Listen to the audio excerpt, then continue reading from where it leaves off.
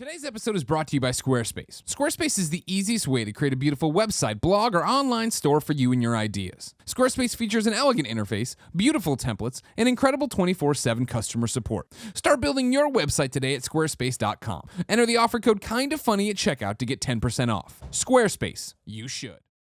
Hey everybody, it's me, Greg, and guess what? I am up for Most Entertaining Online Personality at the South by Southwest Gaming Awards, and it would mean the world to me if you went and voted for me. Of course, every time we win one of these things, it's a win for Kinda Funny, and it's a win for you because we get to go there and be like, hey, people who've never heard of us, guess what? People like us, and everybody goes, who are you? And they go, maybe I want to be a best friend, or they're jerks, and they say, we'll stay away from everybody. So if you go to kindafunny.com, SXSW, and vote Greg Miller for Most Entertaining Online Personality, I would take it as a personal favor that I will never, ever be able to repay you for.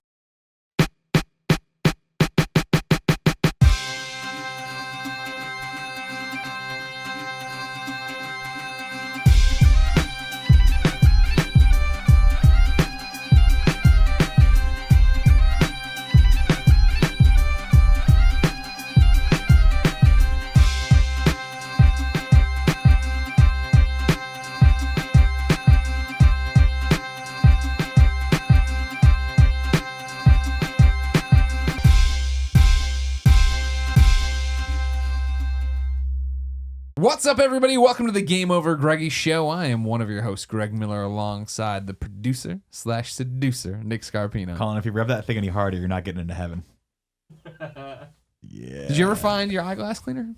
No, I didn't. Well, you told me when I asked if Colin had any. Well, I asked you first, do you have any? You said no. But Colin for sure has some. Yeah. And I said, do you know where it is? And you said no. Feel free to go root through his room. I did. To which I responded, if Colin catches me rooting through his room, you're not going to really find anything very interesting. Colin was in the shower. Can you just come out? He's like at the top. I was like, what the hell are you doing in here? He would, but that's the thing is, like, Colin's one of those guys that if you betray his trust just once, you're never getting back into that tree. Sure. I'm never getting back into the tree of trust. And I cherish the tree of trust. You do. I like being in that circle tree.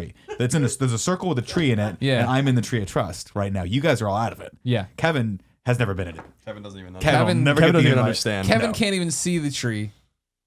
Through the forest. No, the forest. no, he's on the other side of the gate. In a desert. There's no tree. You're like Zacchaeus. Do you remember Zacchaeus? The tax man? Colin, back me up. What the fuck is Zacchaeus. happening? A wee little man. I'm sorry, I'm not listening. A wee little man was he. What the fuck are you talking about? about? It's too early. We're filming later in the day. I'm sorry that I'm back on the show. We don't film this late normally. It's been a long day. Oh my God. Did you say Selena Gomez? Was she involved in this? I'm gonna find you the Zacchaeus song. Yeah, let's do it afterward. No, we're doing it. Don't worry, we're doing it. Over here at the Pride of Long Island, Colin Moriarty. It's good to be back. I forgot I even did this show. It's been so long. How many have you missed? I missed 2 in a row. Matt Scarpino was just so amazing last week. He was a great guest. And over there, the pure one, Tim Gettys. Let Tim host. And I am hosting now. How fucking exciting is that? Final Fantasy 15 uncovered. Oh, right, we can now talk about it. Yeah, we haven't Me talked. and you doing stuff. We can Dreams announce coming the true. release date right now. Mm-hmm. March 30th is the date that the release date will be announced, and it's going to be fun.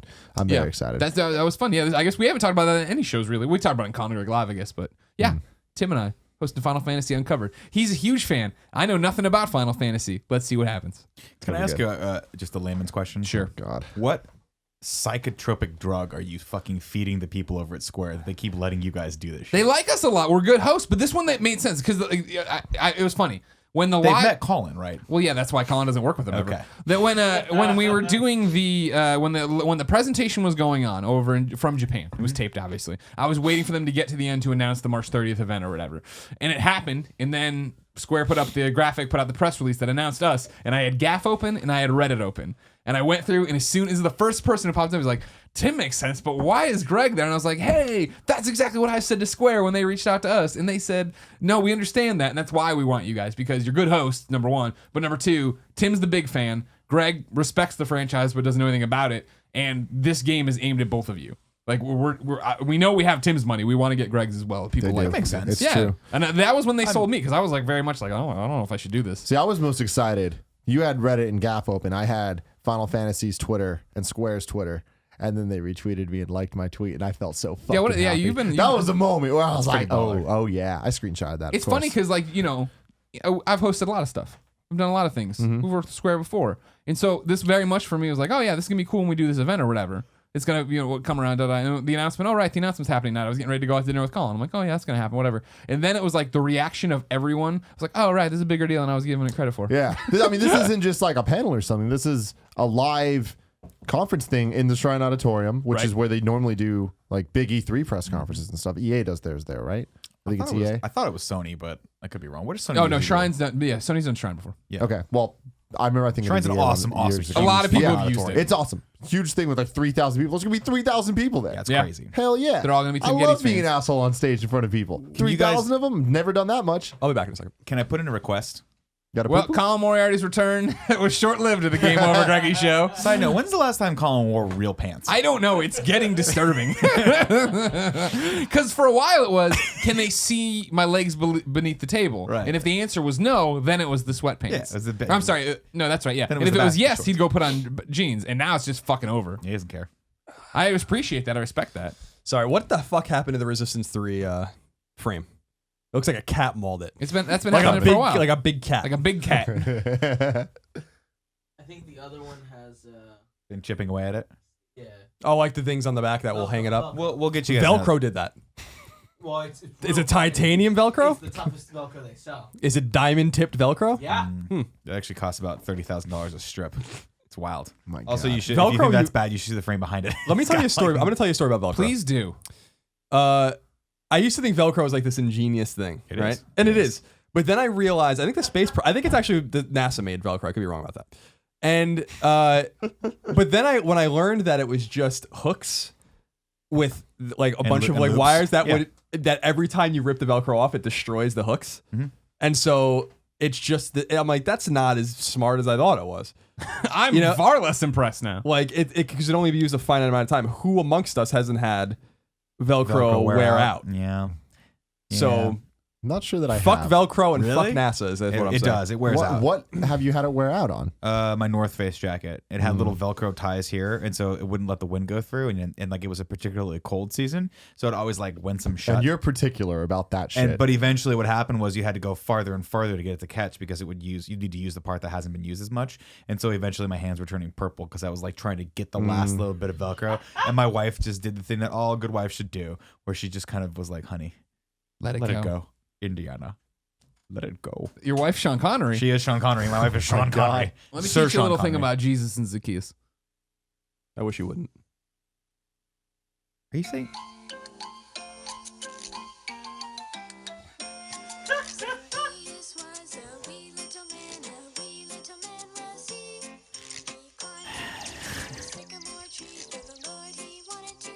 Oh, this is some religious shit. Oh yeah.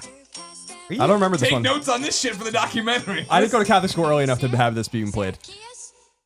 What's going along with this? Is it just Can the you song, or is stop there now visual? and just explain what it is? Because I can't take it anymore. So it goes this way. There was once A wee tax little collector named Zacchaeus, Hmm. and the Lord Jesus Christ came to town, and he was walking through, and everybody, was crowding the streets to see Jesus, but Zacchaeus was a wee little man. A wee little man was he, Mm-hmm. so he couldn't see the Lord Jesus Christ. So he climbed way up in a sycamore tree Mhm. for the Lord to see. I've been there.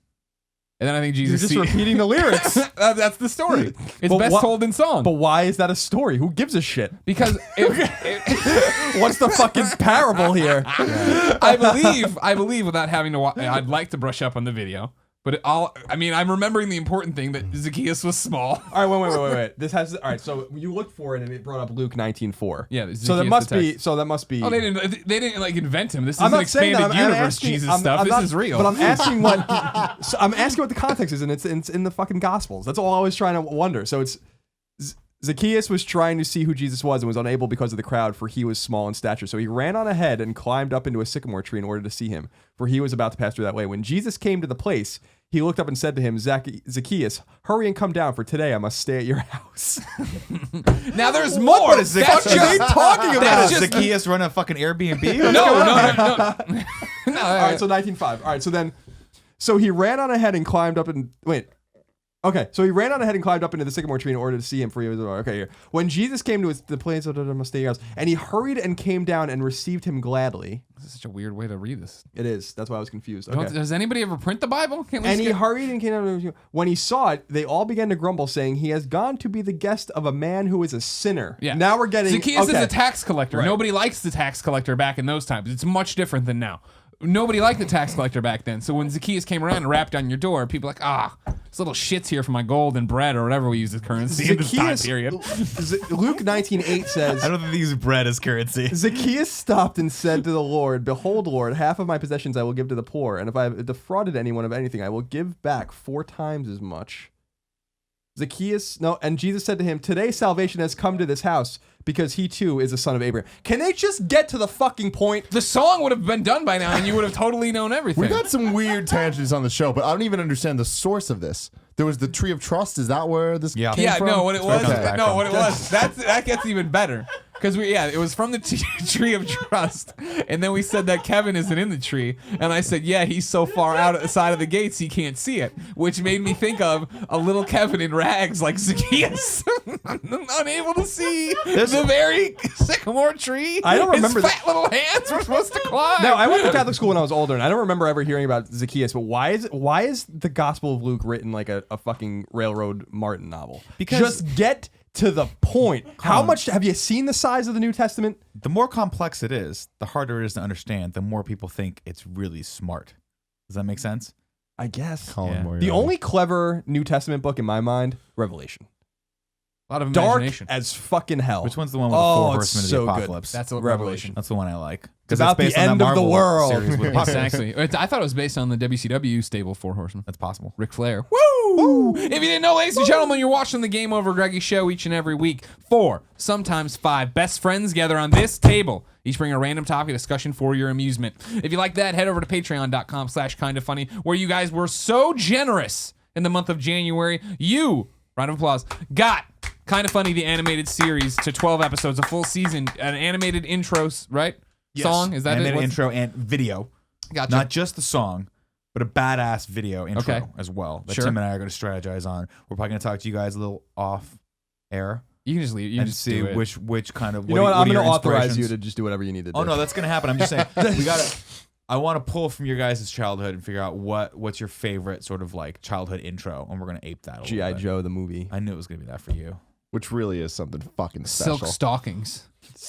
You're out of this equation. You just I lost told your you the vote. story about how my grandfather's neighbor when I was a kid liked silk stockings. We used to call it silk stockings, and it used to drive my fucking grandfather mad. I didn't know this. It's silk stockings. Like they said, I don't know why I always think I could. What did he say? He would say six. Silk stockings instead of stockings. Okay. And that's what I always You're think saying the about. same in my, word. You guys are right? too young. No, you don't remember. stock- This is some made up bullshit. You don't remember Silk the USA stocking, hit show. STALKINGS. like someone's being stalked. Stalked. Yeah. Okay. That's not stalking. That's when they stabbing. That's That's what stabbing. happens the at the end of stalking, right? They just stab. Sometimes. I've been doing it wrong. Anyway, that's my only memory of that show. You also, when you go to patreon.com/kindafunny and toss us a few bucks, get every episode early. Or if you have no bucks to toss, head over to youtube.com/kindafunny, where you can get every episode broken up topic by topic, day by day, until the entire show posts as one big video and MP3 on the following Friday. Timothy, Yes. what's your topic? I want to talk about the Fine Bros. They're a YouTube channel. You might have heard of them. They make this show called Reacts. Yes. Yep. They have a bunch of different, there's kids reacts, there's teens reacts, there's seniors reacts, there's YouTubers reacts, there's celebrities reacts. Are there a whole porties bunch reacts? of reacts. Enough. There's a lot of reacts, right? They're very popular. They've been doing the channel for a long time.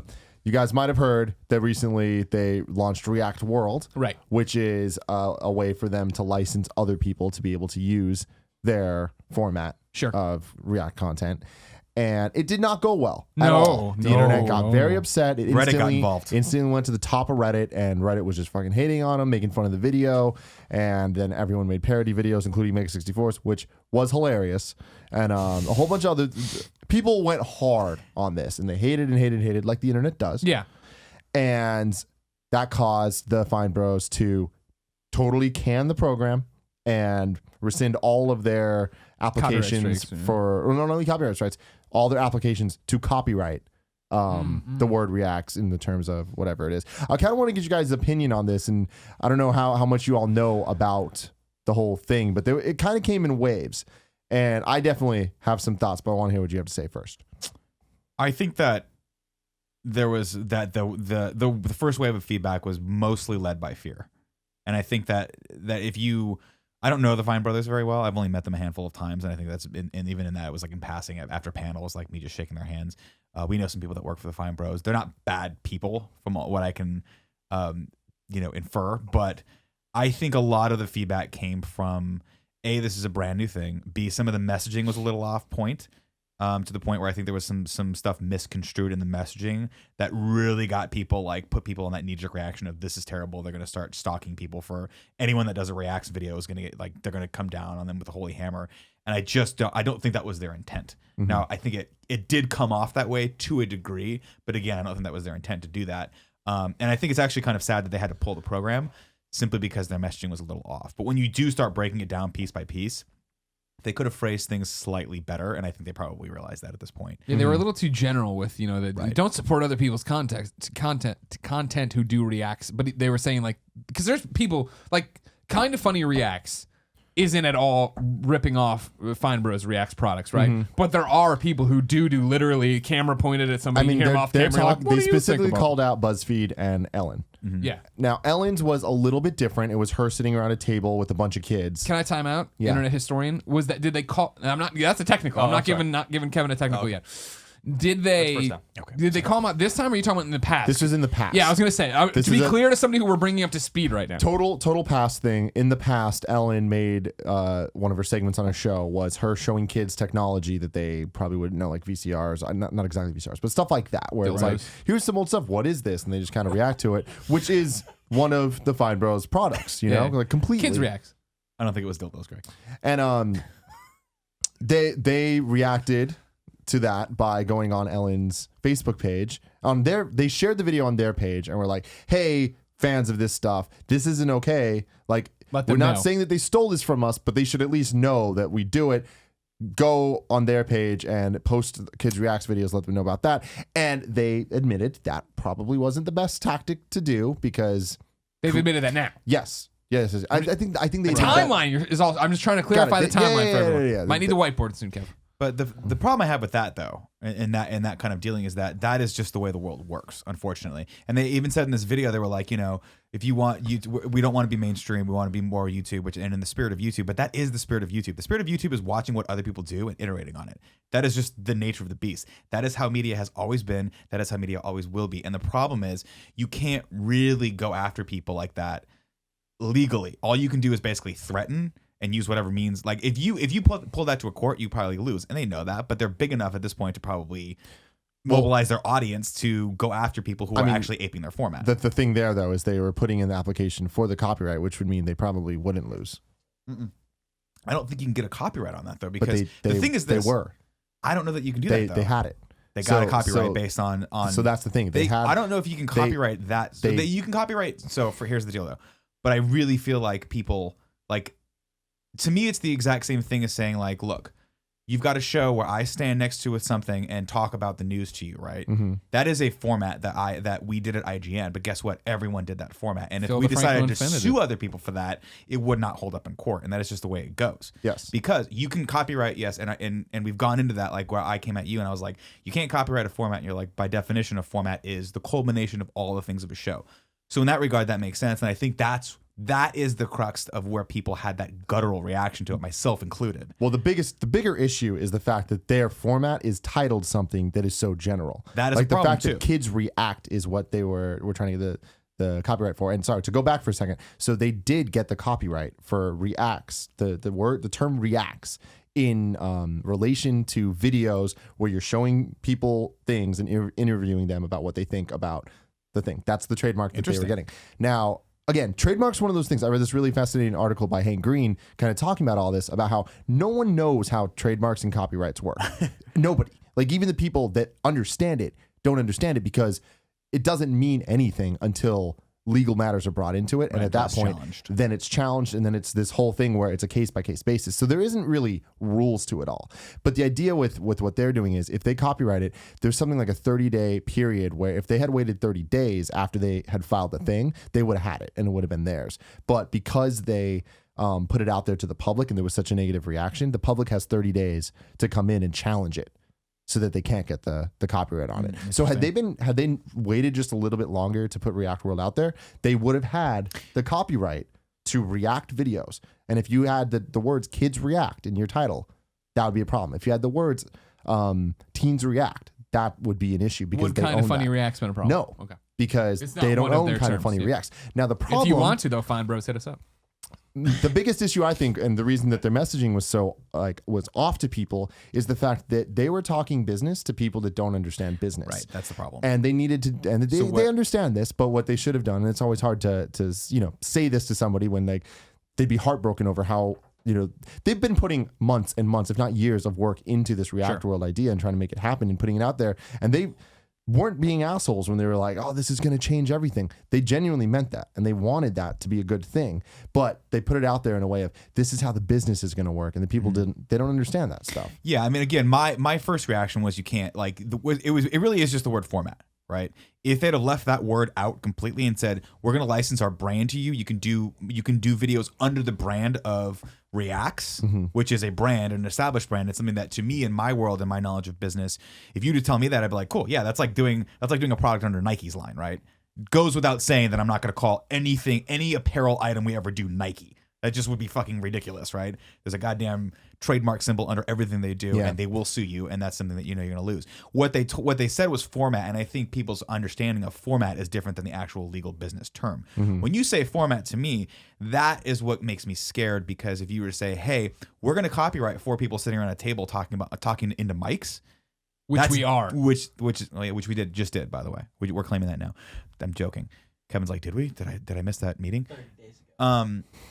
So that's where it boils down to, and that's where I think a lot of the reaction came from, right? Because it was a knee jerk to not understanding exactly what it was. Right. And people, because there were kids tweeting us being like, "What are you guys gonna do?" And it's like, that's not what this is. It's an exact format of how it Now, should the work. scary thing about that, though, and this is kind of the bigger issue from the business terms, and I think that they put this out there with best intentions. Sure. And I think that what happened then is people attacked them, and a lot of them were assholes, attacking them based on their looks or based on their, background and all this stuff, just because the internet has just bad mobs of people that are waiting to attack and are waiting to just be upset about something. So that's exactly what happened here. Colin, would you agree with that? Yes. And so, oh man, I totally lost my point there. The internet has bad people ready to go get offended about something. They were attacking them based on their looks yeah, because they're two handsome twin brothers. they are beautiful. not twins. Just want to make out with both these twins. Keep talking. I'll see if it comes back. Yeah, Tim no, wants I to- think Tim you're. wants to make out more Yeah, I think your with them. point was that a lot of the action was unfounded, and a lot of the reaction was that knee jerk sort of like mob mentality of, let's be perfectly honest, people like I to take remember, I people remember, down I that remember. are. I remember. So they were talking about That's okay. Greg's What- interrupted We everyone. can't today. let him lose it. I didn't sorry. interrupt anybody. It's a good point. I've been good. Okay, so where it could be bad is that they then learned, like, from the feedback, there was a lot of people talking shit that were just assholes that are going to be assholes anyways. But then there was people giving valid criticism to this, to the idea of copywriting the format of Reacts and why that could be a bad thing.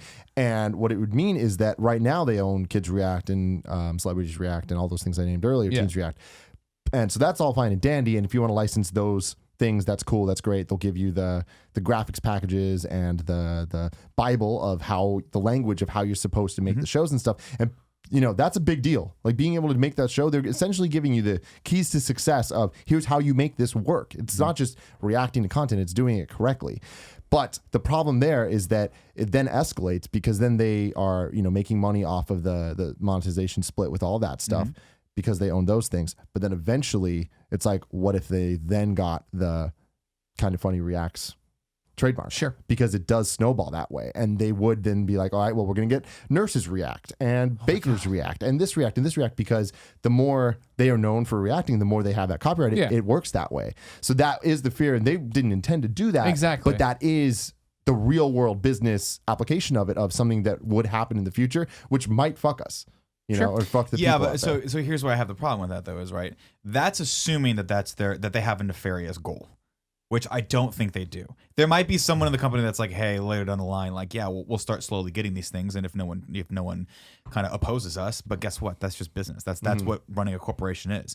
You look at the opportunity in the landscape and go, hey, how do we do this? This is legal, great, let's do it. And if anyone has a problem with it, like, we'll figure it out.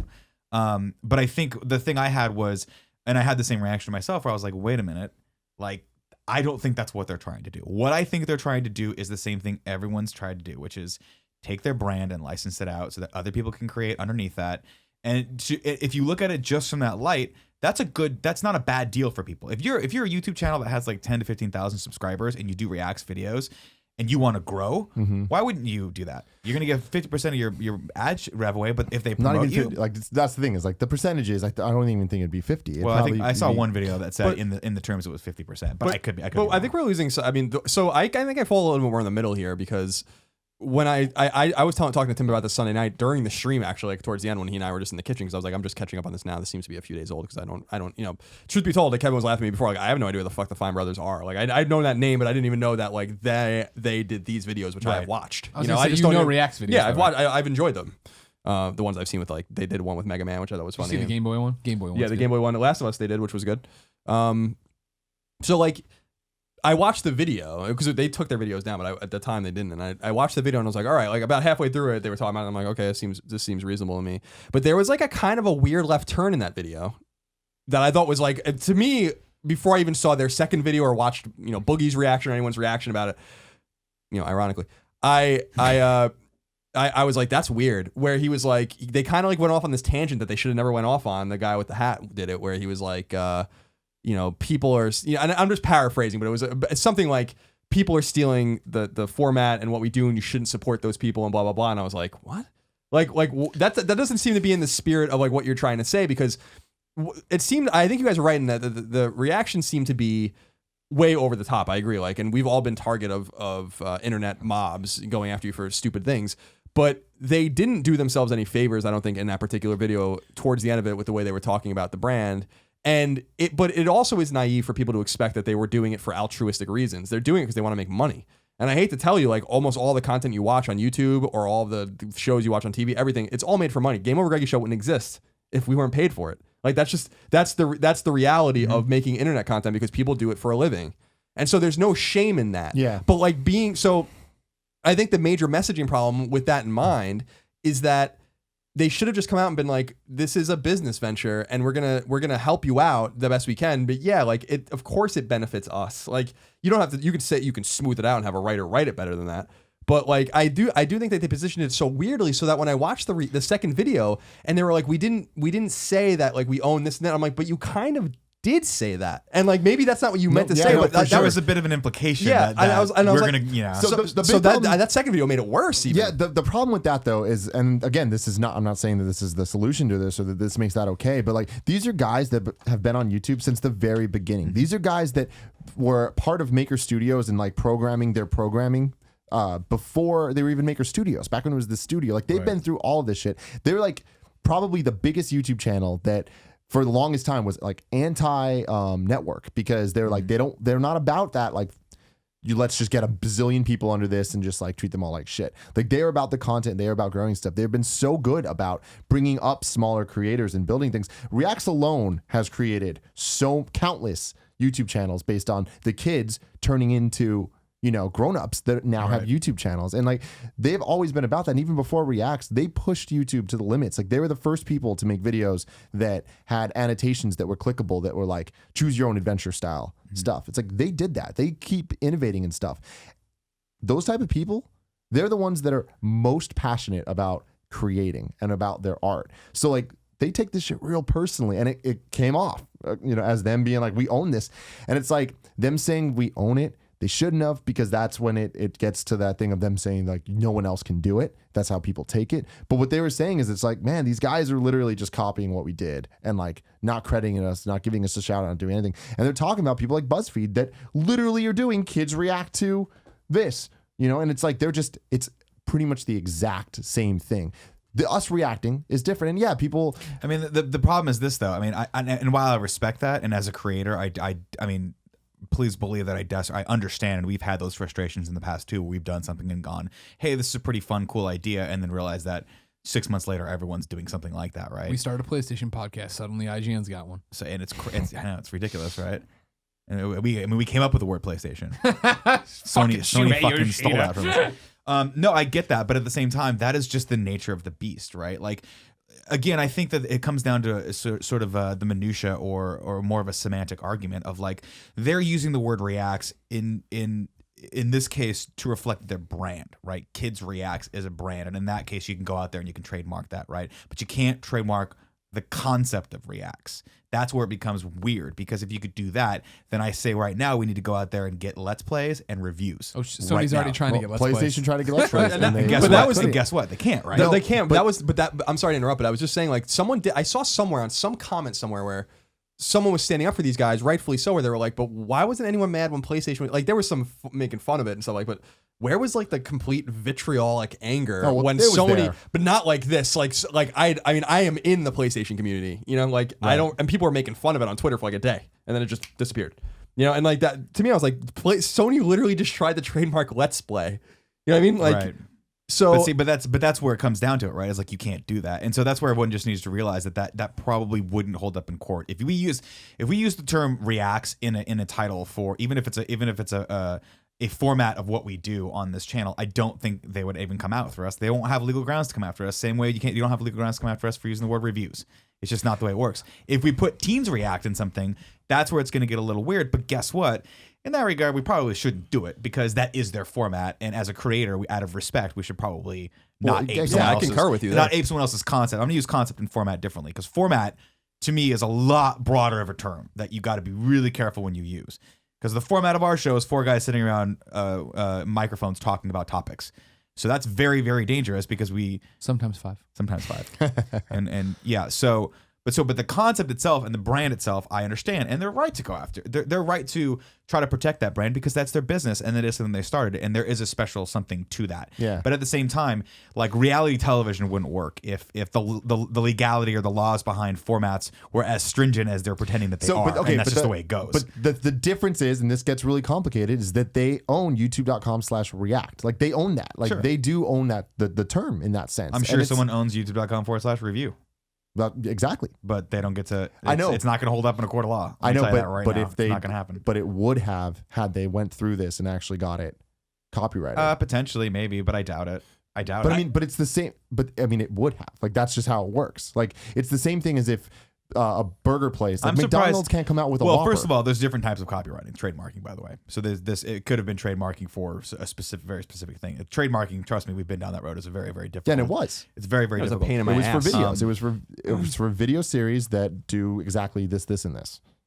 I just think we're losing sight. Like this is the way I think because they could have avoided this with just, in my mind, with just that left turn they took in that one video, and just being more upfront about the realities of making content and that it costs money and that people are not necessarily in it to make a gratuitous amount of money. We certainly aren't, but like we need to make a living. And there's no shame in saying like, we're going to license our ideas and license our format and like our Bible and all this kind of stuff to help you make these things. It's just, I think it's a confluence of like, you know, this one idea that like everything should be free and no one should make any money on the internet, right? Which is a fucking absurd idea and it's just not true and it's not right. And that's why, you know, that's just kind of an absurd idea. But this other idea that you can really control a format or control an idea and no one else is going to ape it. Colin and Greg Live, which was an idea I came up with when we were leaving, is a complete copy of Pardon the Interruption on ESPN in every fucking way. Mm-hmm. Like, and I've been unabashed about that, except because they don't own the format. And we even put, like, if we even had a table full of shit behind us like they do, I would totally do that if we were able to do that. And maybe when we get a studio one day, I would do that too, because like Colin and Greg Live is an homage to that show, right? For people like us, you know. And I'm not going to come out here and say like I just came up with this great idea of 2 guys sitting in front of a microphone, 2 guys with great rapport talking about the news of the day in their little sector of interest. I watched Pardon the Interruption for fucking 15 years.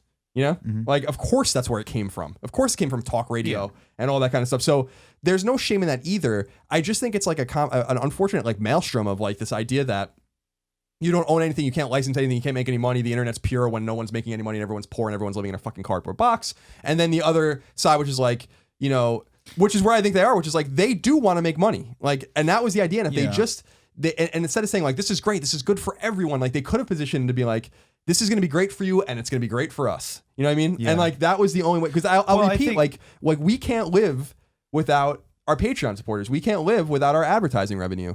There's no shame in that. You don't have to partake in it, but at least we're open and honest about that. Like that there is a monetary gain to be made for doing the content we're doing. not because we want to fucking run into the hills with our fucking gold, our sacks full of gold coins, but because like we need to live. And in exchange for that, we give the content, or we do the content and we do it to the best of our ability. And there's no shame in that. There's just nothing wrong with that. But it seemed like they were just trying to play both sides. And I don't think that was maybe their intent. And I don't know them. I'm not judging them personally. I don't know anyone that works there. I've never dealt with anything. I don't watch YouTube videos that much, nor do I listen to many podcasts, which is why it's ironic that I do this stuff. But like, the idea that like you just have to be more upfront with people, and I think that's like I think that is like one of the strengths of what we do is that we are upfront. You can see at least on Patreon exactly what we make. You can like we are upfront with you about what we need for the animated series. We all know, like Yeah. And Well, I mean, I just think that there's something to be said about that. I think from their perspective, that's what they were doing, though. And that's the problem is I think that at the heart of the issue, it's a David versus Goliath thing, right? I think people are scared that this gigantic YouTube channel, and it's a big YouTube channel, they got a lot of fucking money, especially when you start putting out like pictures of your staff and like all the things you can accomplish, are going out there and not saying, but somewhat indirectly inferring that if people start using the word react in anything, they're gonna go after them legally. Yeah, it was just bad messaging. And I think that is something they should have clarified a little bit, right? Which they tried to. But I think that, to your point, there was a spot where they were like, hey, we're doing this. We're licensing this awesome thing. We want you to create underneath our brand. And also, remember that time when people tried to ape our format and we kind of went after them? Well, yeah, we're going to try to protect against that. So the more and more you join here, the easier it'll be for us to protect against that, right? And that starts sounding like there's an imminent sort of machine that's involved. Sure, in this I that's understand. going To go clear out up the there and going threaten. after too. Like it's only been things of just like, man, they're copying our shit. Like they never The legally format. went But what does after. copy mean, right? Like, that's my problem is like, you can't do that. Like, it's a physical, if that's the case, then anyone who's ever had a person standing here talking about news with a fucking monitor next to him is going to get sued. That's a problem. No, but the suing, like we're taking they're not suing them. They're just saying they're copying us and not giving us credit. Like that, what's wrong with that? Like if someone were to Well, there's literally nothing wrong copy with this it, and we were to but- call them out because we don't like them doing it without giving us credit. But the problem with that is like inherently, while that's fine at the beginning, but after a certain point, like you can't like that becomes an institution. That format becomes a stable of like a standardized content that you just can't. I'm sorry, it's impossible to go after from a legal means. Like it boils back to like, if that's the case, then how would radio ever have come about, right? You can't have a person, a disc jockey, playing music and going out there and say it's just not something you can do, and it's not something that's good for the economy. It's not something that's good for the ecosystem of YouTube. If you're going to go out there and say, we have this great idea that FYI we've been super fucking successful with, and now we're going to bash anyone that tries to iterate on this idea. That's not the way YouTube works. And in the video, they said, in the spirit of what we're doing, in the spirit of YouTube, like, we don't want to be mainstream, but that is a fucking mainstream tactic. That is like a Donald Trump style, like, intimidation tactic to go after people just because you did something and do something well, especially when you're making hundreds of thousands of dollars a year at it.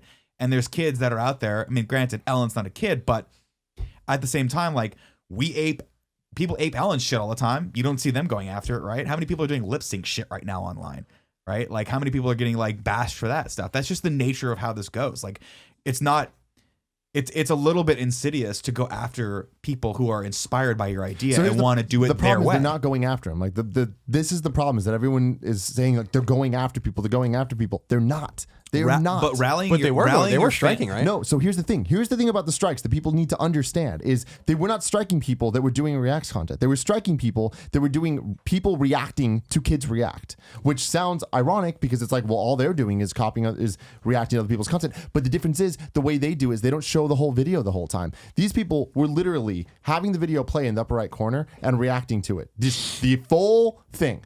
So it's getting content ID'd. No shit.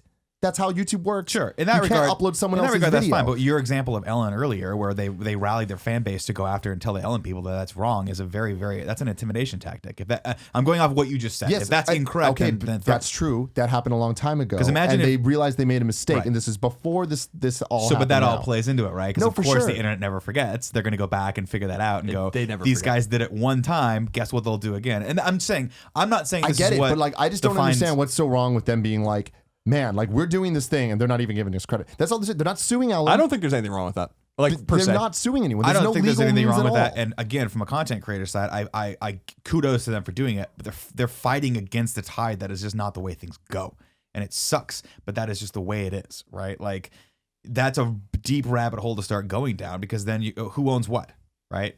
Who owns what? Who owns animated? Like the first person to draw something in the series of 24 frames and put it together owns everything animated. Like, how does that work, right? And so like, is it that? And this is where a court would have to come in and judge on this and rule on this, because even if they have the copyright, you would have to spend hundreds of thousands of dollars defending this, saying like, how different is this product from what they were doing? Because it's different talent and they're reacting to different things, right? And so again, this is where all the fear comes in, because no one wants to go through that, and people are scared that the content that they're doing that might be paying some of their bills, the big bad fine brothers are going to come take that away from them. But that's the problem of what's happening right now, is they didn't say any of that. That's not their intent. Their intent, and I believe this, was simply to say, we have an awesome brand.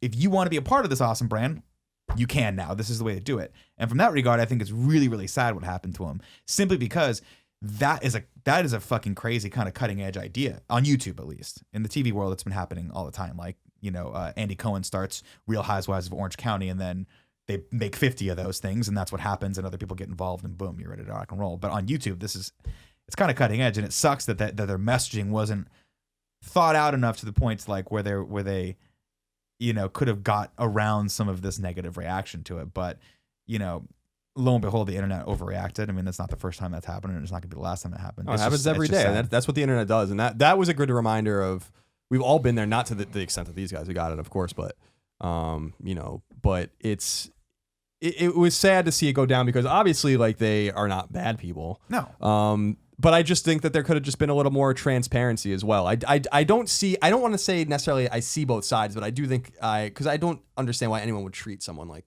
that, unless they're like, a fucking, like Adolf Hitler incarnate or something like that.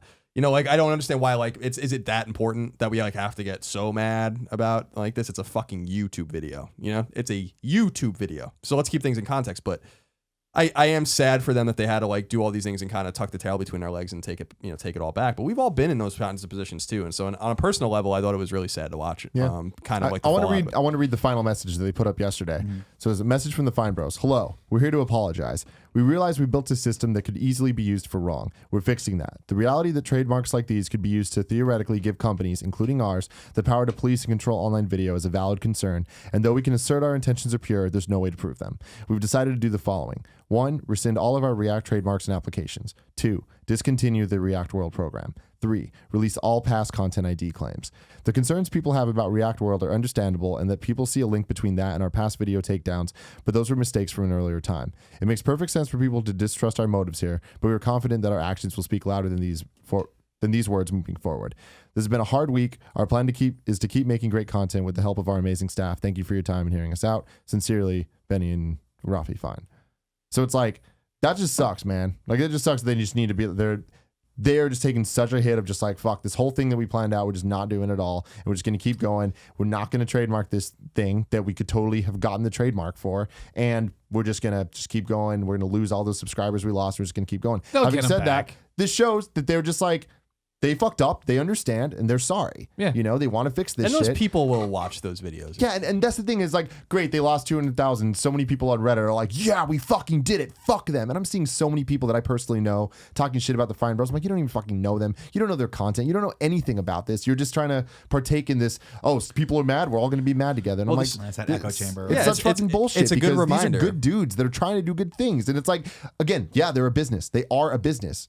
Realize that. That's fine. And that's the point I'm trying to make, is that more power to you. I hope you make fucking millions and millions and millions of dollars making these videos. Like, good for you. That's fantastic. Go buy a mansion. I mean, that's great. That's what capitalism is. We'll talk about that in a minute. But I do. So that part of it is just like totally fine. It's just that like the internet requires, it seems like, a gentler touch, right? And either you do it or you don't. And I often don't do it. And I deal with the repercussions and the consequences of that all the time. And maybe our company does as well. I don't know.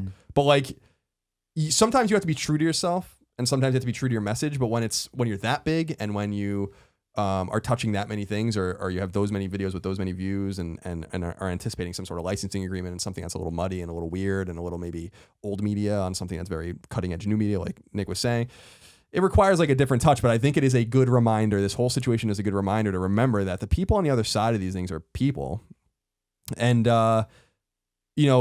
the harsh reality of the situation, and I talked about this actually on our Facebook group with people, a week or two ago, where I was like, the reality is that we all have to put on a face for different people at different times, whether you have to go to work or all these kinds of things people have brought up at that point. But you're not going to quite know what it's like to have thousands of anonymous people just talk shit about you and just shit on you and shit on what you do and call your character into question and stuff like that. And that happens to all of us.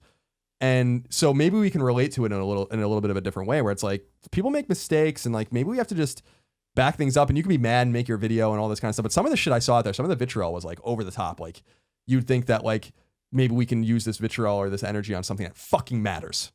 You know what I mean? Like that would be at some point, you know, like, yeah, we conquered, this the Fine Brothers or, lost 200,000 subscribers. That's fantastic. But like, if that's what you want, but like, why would you want that to begin with? Like, does it really matter? And do people really deserve the vitriol and the energy, this negative energy that's sent to their way? And maybe you can only relate to it when it really has happened to you, in some regard, in some respects. So I encourage people to keep that in mind, because it's not easy. Like seeing those guys' worn, beaten faces in that second video alone, even though I didn't agree with some of the things they were saying, I thought they were backtracking and kind of changing their story a little bit. At least that's what it sounded like. That is my opinion.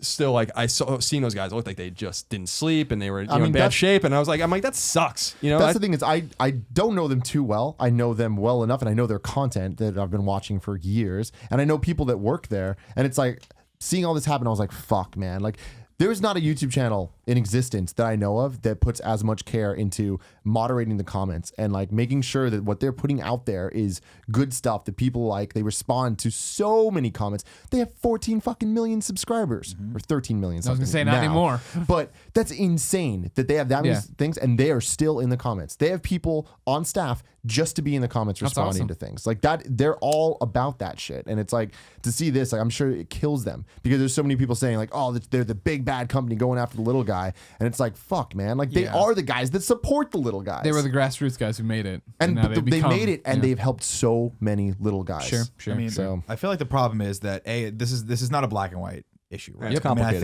I think that there are some. I'm sure that they've had time to reflect on this, and I'm sure that they've looked at it and said, okay, I can see how. Given our past, I mean, they even said in that Medium article they posted that they said, okay, given some of our past transgressions, which we, have apologized for, we can understand how this might be misconstrued, so we're taking steps toward rectifying that. The problem I always have is that the internet doesn't give a shit about retractions, and the internet doesn't give a shit about actually knowing what they're talking about. People just like to look at people who are successful and assume they're evil and not bother reading up on the issue, and or giving it any proper due before they render an opinion. And I think that's the problem. And that's the one thing that I want, if we said anything in this episode that comes out to be factually inaccurate, in a week from now, or if something else happens, please post it in the comments, like, talk about it. Don't bash the Fine Bros again. Just, take the time to actually like research this issue, listen to other people before you render an opinion, because to Colin's point, it fucking sucks when people just go, oh, those guys, I kind of know who they are. I'm going to fucking shit on them right now. And that's just it's not the community that we want to build here at Kinda Funny, and it's not the community that you should really be a part of. You should ask yourself whether or not that's something that you want to do, because it's inherently very negative.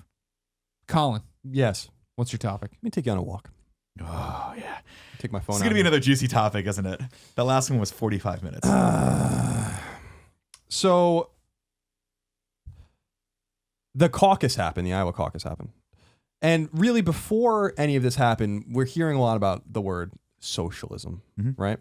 And what I'm realizing, first of all, no one was talking about socialism in this way, maybe since before World War II in the United States with the labor movement, all that kind of stuff. But really, like, we're hearing this word a lot again, right? It's not an American really tradition, but there's always been socialist elements and communist elements in the United States. And that's fine. That's your right to be a socialist or a communist. I'm not calling socialist communist, by the way. But I saw this image going around today. It was on this hashtag socialism checklist. And this is because, basically there was a virtual tie in Iowa, and Bernie Sanders and Hillary Clinton both walked away with, delegates, and they're going to go to New Hampshire. I'm sure Bernie Sanders will win there, and then we'll see what happens in the South. And there's these kinds of Bernie Sanders images going on around right now about supporting socialism. And they drive me fucking insane. Okay?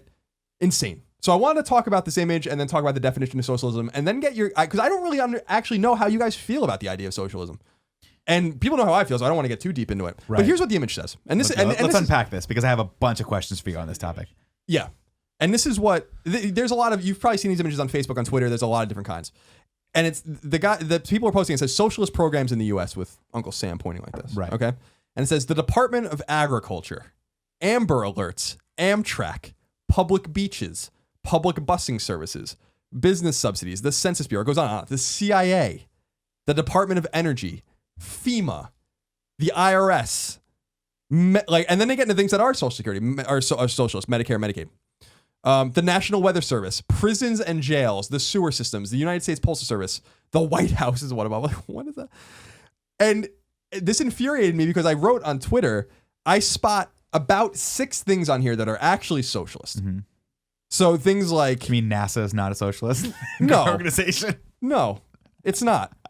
Snow removal, not a socialist thing. Sure. And so I wanted to talk about this particular idea that of new socialism in the United States or just generally where the government spends money and therefore it's socialist. Right.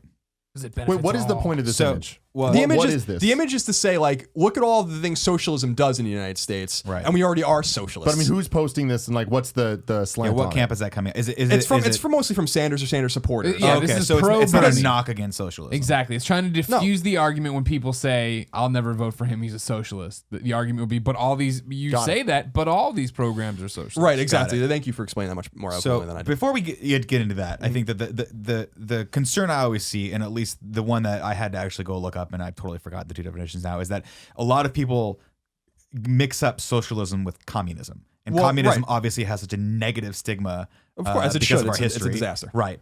That people Better dead automatically than red. think, oh, he's a socialist. That means he's, our entire economy is going to crumble because it's exactly like communism, Right. Well, but the two are different, They are different. Very Socialism, the tenets of socialism come from communism, right? undeniably, unequivocally, historically, intellectually, 100%. No arguing that. Right. The idea that the government spends money on something and therefore it is socialist is fucking absurd. And it's this idea. The Romans had a military. The Romans had roads and aqueducts. The Romans had public entertainment at the Colosseum that was paid for by the government 2,000 years ago. Were the Romans socialists? Well, That's so- an absurd note. So were the where's- Visigoths socialists because they had a military? The fucking Mongols? So where's the threshold? Time out and read your definition of So socialism. this is what Bring everybody up this to is what speed. socialism actually means, and this Okay. is why we have to have definitions of words. You can't just walk around and call yourself socialism or say socialism is something. This is what socialism actually means, and you're not allowed to have your own opinion, like your own definition of it. It's just not the way it works. It's a noun. A political and economic theory of social organization that advocates the means of production, distribution, and exchange should be owned or regulated by the community as a whole. So it is a spin-off of the idea of communism where each according to government owns his means, each according to his ability kind of thing, where it was basically like you're going to do what you can and you're going to get what you need and that's it. So this is like a few steps away from that, basically. Right. Saying that the people or the government control the means of production, which isn't a reality in the United States or in most socialist countries in the world.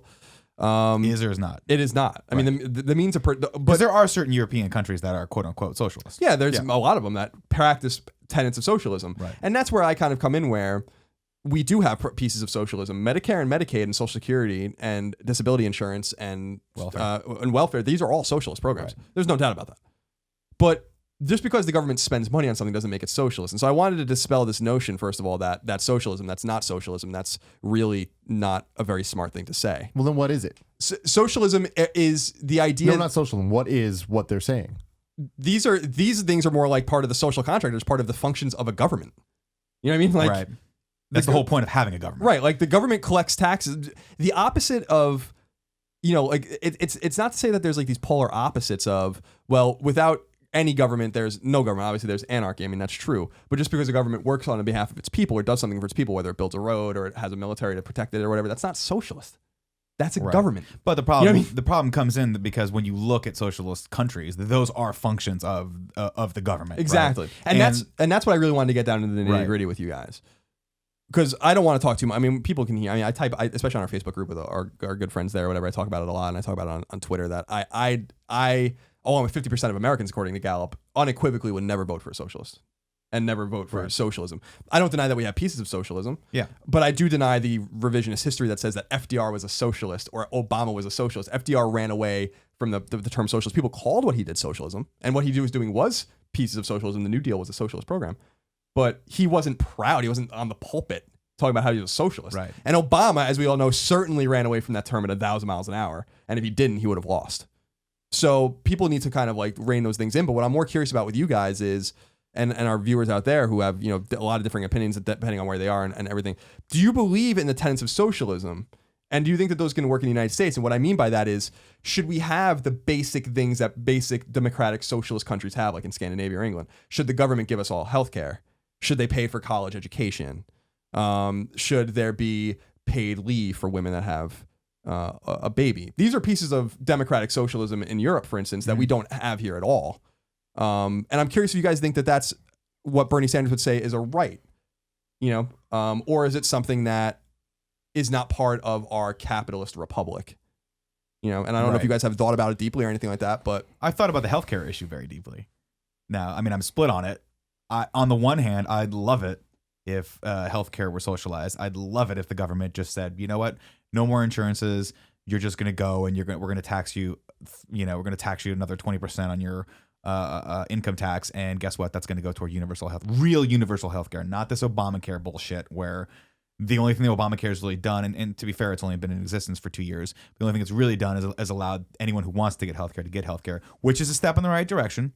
However, it's super expensive and the coverage sucks. But I would just from someone who, you know, has a wife and I want to see her taken care of regardless of whether or not I'm on this earth, I would love just a basic necessity of something we could all agree on, is saying like, look, no matter what's happening in a person's life, no matter what their social status is, or you know where they're at with in the caste system or the class system, excuse me, they can at least walk into a doctor and get medicine or get a treatment for something without having to worry about going bankrupt for that.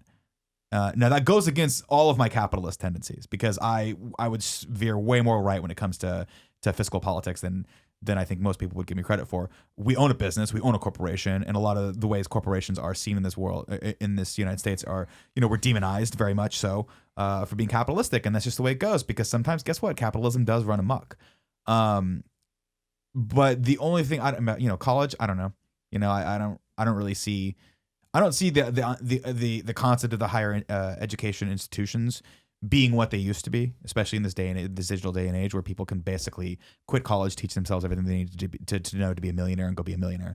I don't think they need to necessarily subsidize schooling, but as far as healthcare is concerned, it would be. There's just a part of me and I know it's kind of irrational. I know it goes against the system we have right now, and it'll probably never happen. But I'd love to see us mirror something like what Canada has, which I don't really know how. I don't know really hardcore details on how theirs works, but I do know that you get taxed a lot and you can walk in and everything's paid for, right?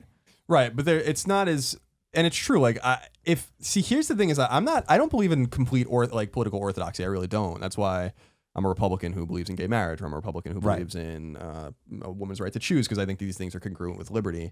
And so I've often said that even though I'm fundamentally against socialist programs, like new socialist programs, like Medicare for all, for instance, which would be like universal healthcare for 320 million people, something that's not seen anywhere in the world on that scale. If I believed and trusted that our bureaucratic system could handle it, yeah, that's the problem. Then there's a different story. But who amongst us looks at the American government, the most inept piece of shit bureaucracy at the federal level that might ever have existed, that can't do anything right, nothing, and we just want to hand more over to them? Yeah. That's the thing that scares me so much, is the federal government is inept and they're corrupt and they are greedy and they are insatiable and they want everything. That's the problem with your example of asking us what we think about it or whatever. I haven't thought too much about it because I don't think they can pull it off. That's the whole thing with Bernie Sanders, right? If Bernie Sanders was up against Donald Trump or Cruz, right? It's the crazy one we were talking about earlier. Yeah, Cruz is like the really religious. It's like, well, I'm going to vote for Bernie Sanders out of that. You know what I mean? Like, in the same way, I understand that, like, I don't think, you know, Trump's wall or, you know, taking down Roe v. Wade and all these other things could happen on that side. I also don't think that Sanders would be able to come in and be like, all right, we're all socialists. This is how we're, you know what I mean? Like, there's parts of it that work and make sense. And, you know, I would like to see enacted. Sure. I think coverage for all would be great. You know what I mean? If that was how it would. But the thing is, like, I think that's great. I know it won't happen and it won't work. And there's no way. And our infrastructure couldn't handle it. Every time we talk about these countries that do this, right, and how great it is, you're talking about a state That is, that is like the population of one of our states doing this. Now times that, 50 or maybe like 38, seeing as how some that's spread out. And that's when it gets to just be like, there's no fucking way we could do it. That's the frustrating thing about the whole thing, where it's like, Bernie Sanders will walk around and be like, well, Denmark does it. I'm like, Denmark has a population of New York City. So let's back it up a little bit and figure out how does our bureaucracy that can barely do anything right, nothing.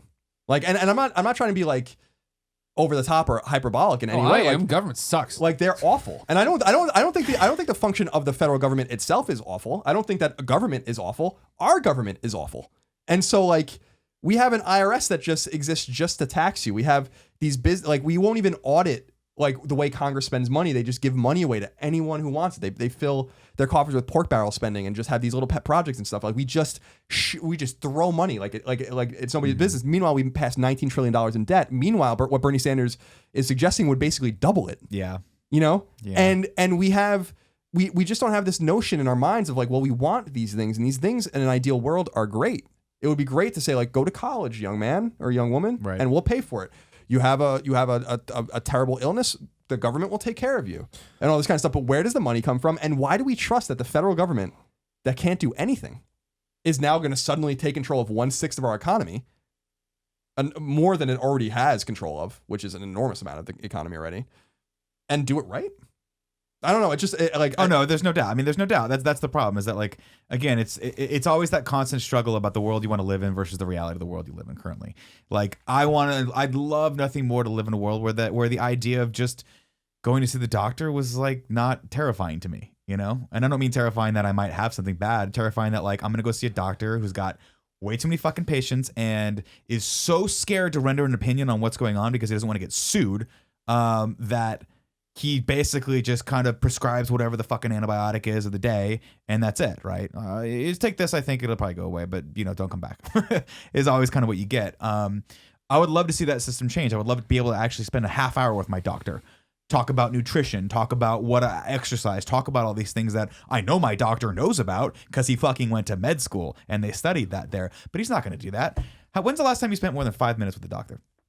Yeah, it's rare. It's rare, and that is the end symptom of this cancer that is healthcare in this country. It's just doctors aren't empowered to actually take care of their patients, and they couldn't even if they wanted to most of the time because you probably don't have the right insurance for it. Also, you pay a shit ton of money in insurance, and the idea of insurance in general is a flawed concept, right? Because it's basically gambling. Yeah, it's gambling that there will be some gigantic natural disaster or fucking plague that sweeps over the country that just puts half the people in hospitals, in which case insurance companies will go broke like that. It just wouldn't, it's completely absurd. So that system in general is just kind of like it's yet another example of like why our country is kind of fucked, in that we all believe in this idea of health insurance when in reality all it would take is one big natural disaster to potentially turn that fucking entire system on its head, and that would be bad. But we all pay into it every month, hoping to God nothing gets sick. And the sad part is, when it comes to healthcare, what most people will tell you, what most insurance brokers will tell you, what anyone will tell you is, don't get sick. That's your only way to not get fucked by the system, unless you're a millionaire, and that sucks. That's the way it goes. What do you think, Tim? I think this is all ideals, and I think that it's good things to strive towards. And what we're all saying is right, where it's like, all right, this shit's not going to happen, and that there's no way to actually make it happen. I think it's good to at least look towards that, though, instead of running away just because it's broken. And like, I definitely do not know the intricacies of all this shit at all. But like something like Bernie Sanders, to me, I'm like, all right, at least he's standing for something. It's like, it's crazy and it's not going to work, but like, at least there is a vision, and it's a good vision. It's a good thing.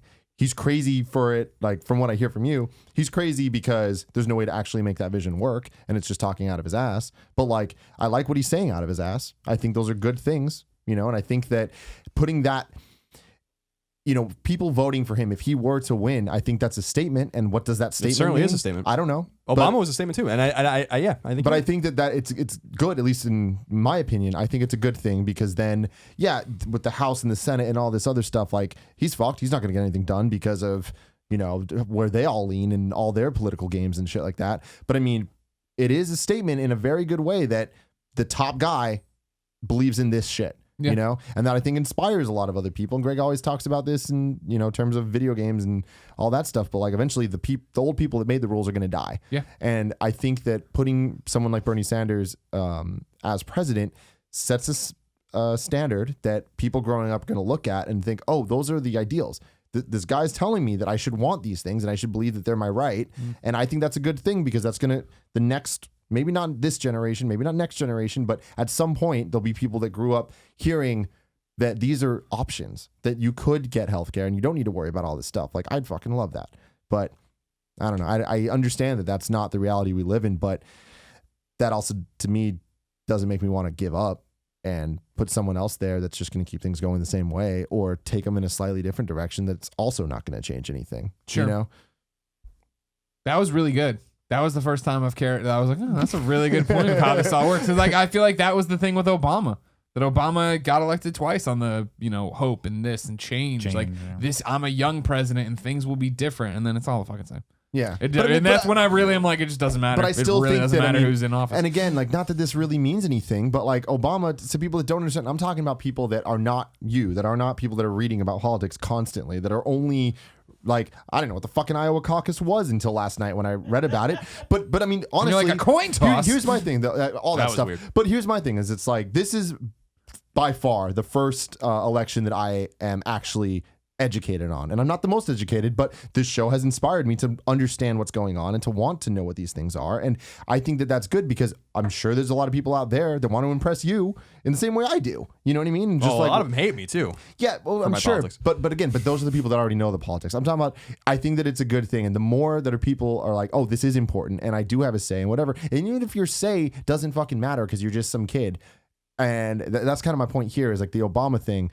So many of my friends, oh my God, hearing them talk about politics, I'm like, stop. Like, you don't know shit. I know you don't know shit because you don't read this stuff. You don't actually know this stuff. You hear something, you heard something from someone else that said something to this person. And like, you're just kind of regurgitating information. But at the end of the day, they believe that Obama's a good thing and that there was hope and that there's this and that there's change and there's all this stuff. It's a good message. And I'm happy that they believe that things could change. So I'd rather that than just everyone be like, well, we're fucked, so whatever. Let's just keep going this direction. And that's true in the sense that it's the apathy that really kills me. We've talked about those Citizens United, which is like a thing that Bernie Sanders talks about a lot, which is like, corporations infusing money into campaigns and basically buying elections and stuff like that, which is possible. But I think the only reason it matters is because no one fucking pays attention. Like if the people, and that's really kind of, that's the ironic kind of contradiction in one of Bernie Sanders' arguments, which is like, on one hand, he's like, the businesses and the banks are buying the elections, and this is an oligarchy in the United States. We're not a democracy. We're never a democracy, but we're not a republic anymore. We're an oligarchy, and like we're losing our control to the rich people. And I'm like, and he's like, so we have to be revolutionary and get on the streets and stuff like that. And I'm like, but that only happened because no one cares. Right. Like that. And that's like, it doesn't matter. Like Walmart could put $100 million in an election, but if you're paying attention and they're doing it because it's fucking public, they can't hide it, then like, well, Walmart's in on this and this is like terrible. And so you vote against their interest if you care that much. But the fact is that no one cares this much, or few people do. What was it in 2012? Like 100 million people voted or something like that. And we have 320 million people. Not that many of them are not eligible, of course. Sure. But like, because they're children, right. Or they're, not citizens or they're here illegally or whatever it is. But we probably could have gotten double that many people voted if they were just engaged. I voted for Barack Obama in 2008, and the only time I ever voted for a Democrat because I really did believe in his message of post-partisanship and his message of hope and change, that he was going to change things. That like this gridlock, you have to remember that in the mid 2000s, the Republicans were in a really bad place, way worse than we are now in terms of like we were in the wilderness, man, in a way that like we hadn't been in a long time with the war in Iraq, with Bush, a lot of controversy about what happened in Ohio in 2004 with the election and all this shit. Like we were in bad shape and we lost the House and the Senate, and this man came out and it said like we're put a hand out and be like we're not going to like shit on you anymore. Like we can all work together, but he lied, and it made things like more partisan, and it made things like way more partisan to the point where it's not been like this in the country for a really long time. Do you think it's a lie? And this is always the question that I have when I watch people make bold-faced promises that they don't actually have the means of, or it's not even economically viable for them to keep. Do you think it's a lie? Like a bold-faced lie, or do you think that is their best intention and they want to go in doing that, and then the reality of the office is that they really can't affect change because of the way the Senate and Congress is set up? Perhaps, but there's two answers to that question. A, the executive is not supposed to have all the power. The House and the Senate are supposed to be the seat of power in the United States. That's the idea of the republic. It's a representative republic. So like the executive's not supposed to just go in and be like, well, this is what I want. This is the problem with Bernie Sanders. Like the House is just going to laugh at him. The House being largely Republican, right? The House is Republican, more Republican than it's been in 100 years almost. Right. So like they're gonna walk in and he's gonna be like, well, now we're gonna have Medicare for all, and they're like, no, we're not. You know, Right. like, and we just barely got Obamacare pushed through. that was my point. Is like Obamacare is like 5% of universal health care, and like that passed by like 1 or 2 votes, and the fucking Democrats controlled both the Senate and the House at that time. That's what everyone seems to forget. Like it was a whole Democrat, and they could barely pass it. And like so, I look at it from a pragmatic standpoint. You know, to Tim's point, where it's like, well, let's not retreat to these bold ideas, and that's the way I felt when I supported Ron Paul and all that kind of stuff back in the day. But like, I do believe in a more pragmatic solution now, where it's like, well, let's have like incremental changes. What I was talking about on a conversation with Colin during our stream, where I was like, well, we can have these 2 extremes. We can have like crazy Trump, we can have crazy Sanders, or like we can, you know, I don't like Hillary Clinton, but she can at least probably get things done. She can get things done, and so too could maybe Marco Rubio or Jeb Bush. if she can stay out of federal prison. Yeah, which who knows what's going on. We'll see. So like, You got to love that you can actually legitimately say that about a presidential candidate. That she's actually being like investigated by the FBI. yeah, it's amazing. What kind of fucked up system do we have? And that's what I've said before, and I'll say it again. Like this, the distressing part about it is that this is the best and brightest we have, and it's awful. Like on both sides. Yeah, like none of the candidates out there. I'm like, are you fucking kidding me? Do you think that is a problem that we can ever change? I mean, is that the No, way we they actually elect a president seems like such a ridiculously archaic process these days, right? In what with way? the electoral college and with the way that Now, I feel like you're stumbling into another topic here. potentially, but I just feel like people like Bernie Sanders. Well, all right, you're right. We are stumbling. You know what? We're stumbling What into about a crazy. let's put a button on socialism, and Yeah, then we like- can. You can do that as a topic. We No, can move it. that's a topic perhaps for another day because this is not the last time we talk about politics. Yeah, on the show. I'm sure we'll talk about it many times after the 2016 election. I'll just say this. Yeah. Like, I respect Bernie Sanders in a very deep way, actually, in the sense that he is an ideologue through and through, but he really does believe what he says, and he's always said it. And it's one of those things where I'm like, okay, like, I don't agree with anything that comes out of his mouth, but he's consistent. He really doesn't change his tune on very much. And I do respect that. And I respect the idea of socialism, like a utopian kind of idea that we can all take care of each other and everything's going to work out fine. We're going to have enough money and everyone's going to create. But the reality of the situation is that the biggest economic engine in the world happened in a very stripped down republic that preached capitalism, that created the greatest wealth the world has ever seen, with only 4% of the population right now. And that much of what the world consumes in terms of entertainment, in terms of technology, in terms of medicine, in terms of all these things comes from this country. And it's not to say other countries aren't doing things that are different or wrong. It's what my big fear, though, is that we trifle with it too much, or we fuck with it too much, and we ruin it, you know? And there's some special energy in this country in terms of the way it works that does encourage entrepreneurship. It does encourage risk-taking and making great things and working really hard to get what you want, and you might lose or you might win. Right. But it also encourages a wealth gap, and it encourages a sixth of the population being, at poverty, basically. It encourages all these bad things that we have to try to rectify too. And I don't look at those things and think those things are positive. All I'm trying to say is we probably shouldn't throw the baby out with the bathwater. That like something about this place works, and we often ignore the economic reality of that. That like a poor person, in the United States that makes $30,000 a year or whatever, considered, an impoverished person, would be rich in much of the world. Right. Would be beyond rich in much of the emerging world.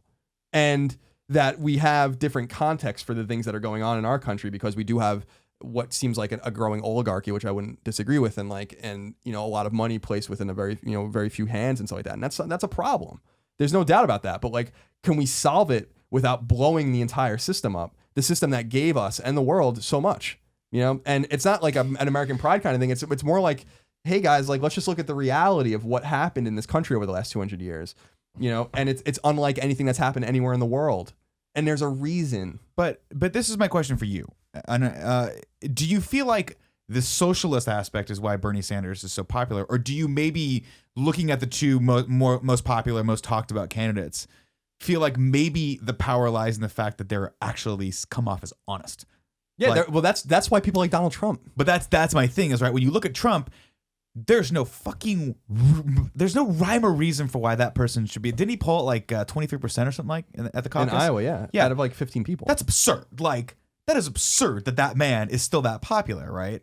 In an evangelical state, he's gonna win New Hampshire. This is nuts, right? So you've got this kind of far right ridiculous. Well, he's not even far right. I really like a moderate I don't know how. Republican. Yeah, he's a moderate. So you've got this kind of crazy outspoken moderate sitting for the Republican side, and then you've got this socialist, like as far left as you could possibly go In American politics. In American politics, on the Democratic side, and those are the two people that are most talked about. That's crazy to me, right? But I don't think that's necessarily because he's a socialist. I really do believe that in this day and age where I think people can see through bullshit more than anything ever. And those that are paying attention can look at someone like Ted Cruz and be like, this dude, Jesus Christ, he is fucking pandering to the base, like left and right. Yeah. No, you're right. I think that I know we want to wrap up, but I just think I want to leave it in two places. Like, I understand that this is confusing to a lot of people in the rest of the world. And I get into conversations, a lot of people are mad at me all the time when I speak out about it. It's just that, like, we in the United States, typically, like, socialism and the socialist ideology is just not part of our culture. And we have, like, little pieces of it, and that's fine. And what I want to see happen is the marketplace of ideas come up with the winner. Not like, and that's what goes back to the image in the beginning. Like, a lot of that shit's made up. That shit's not socialism. And, like, if you want to, like, have an argument about what socialism does in the United States and what socialism can do in the United States, let's have an honest argument about it. But let's not circulate items that say the CIA is a socialist program. I mean, that's fucking absurd. It's kind of the opposite. That of doesn't make like, that makes literally no sense, and it actually hurts your argument. And one of the things that I really, or NASA, for instance, yeah, which NASA doesn't have which is any not real socialism. social. Just because the government's funneling money into science doesn't mean it's socialism. Right. So we just aren't allowed to make up definitions to words. That's just not the way words work. You know.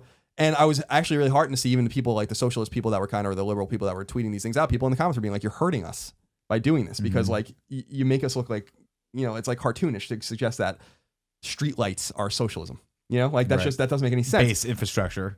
But I want to say that I believe that I love the utopian ideal and I appreciate the socialist ideal. I just can't believe that we would want to take this federal government that does everything wrong and just give them more money and more power and more control and just be like, well, with more money, more power, more control, surely you'll figure it out. You don't have enough money. We only give you $4 trillion a year. You know, you already take a third of what everyone owns. We'll give you half of what we own. And then certainly it'll be fine now.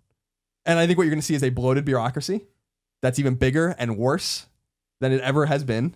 And it's going to crumble, you know, under its own weight. And what we really should be doing is saying, like, what can we do to lessen the governmental burden on our lives, in my opinion, and democratize the idea of wealth and democratize the idea of entrepreneurship and opportunity and stuff like that. But I also want to say that the one thing I respect out of Bernie Sanders and his people very much is that at least they're engaged. And I've been saying this over and over again. Like, you can say what you want about these things, and we do get in our political disagreements, but at least you're engaged, and that's what I appreciate. If that's your candidate, go for it, and we'll let the marketplace of ideas sort this all out, and it will, one way or the other. I'm confident that, you know, my side will prevail in that battle of ideas. But if it doesn't, then I lost. You know, like we weren't eloquent enough. Our ideas maybe are just not in tune with 21st century America anymore and stuff like that. But I just get concerned with not the utopian ideal of socialism, but the practical application of socialism in the United States. We are not a country of 10 million people. You know, we are not a country of 50 million people or 35 million people like in Canada. We are a country of 320 million people and growing exponentially. And there's no example in the world, in the history of the world, of having a Denmark style or a Scandinavian style socialism at that scale anywhere. And in those big countries like China, for instance, that are more communist, you know, they have a massive wealth disparity problem too. It's not like the idea of socialism aren't they capitalists now? They are, but the point I'm trying to make is, like, they have.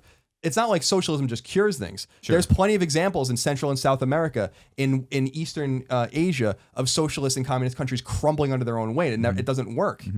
So it is a marriage of this utopian ideal with pragmatic political solutions that I think is the solution. And if some of these socialist ideas are jive with the American public, then so be it. But let's not just pretend that everything we do is socialist, and let's not also pretend that, like, the capitalist ideals and the individualistic ideas that we have in the United States haven't worked. They've worked wonders for us in this country, and they worked wonders for the world as well. So that's kind of like, you know, where I want to leave it. But I wanted to see, I'd never really talked to you guys about that. So, and I'm sure our audience will give me an earful about it all as well.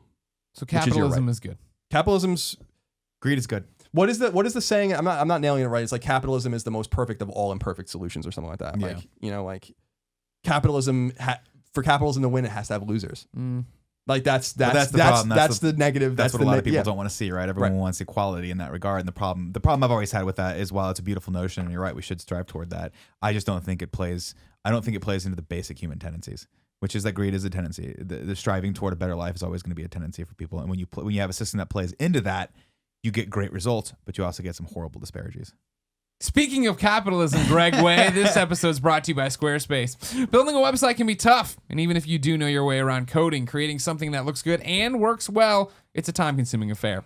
Whether it's for your business site, a portfolio, a restaurant, or whatever else in this day and age, you probably need a website anyway. Well, lucky for us, Squarespace makes it easy to build beautiful websites without breaking a sweat. Squarespace provides simple, powerful, and beautiful website tools that look professionally designed regardless of skill level, no coding required. Not only does Squarespace provide you with intuitive and easy-to-use tools to create your website with, Squarespace also has state-of-the-art technology powering your site to ensure security and stability. And you know you can trust in Squarespace for your website needs when millions of people and some of the most respected brands in the world trust them too, including us. We built the original kindoffunny.com with Squarespace.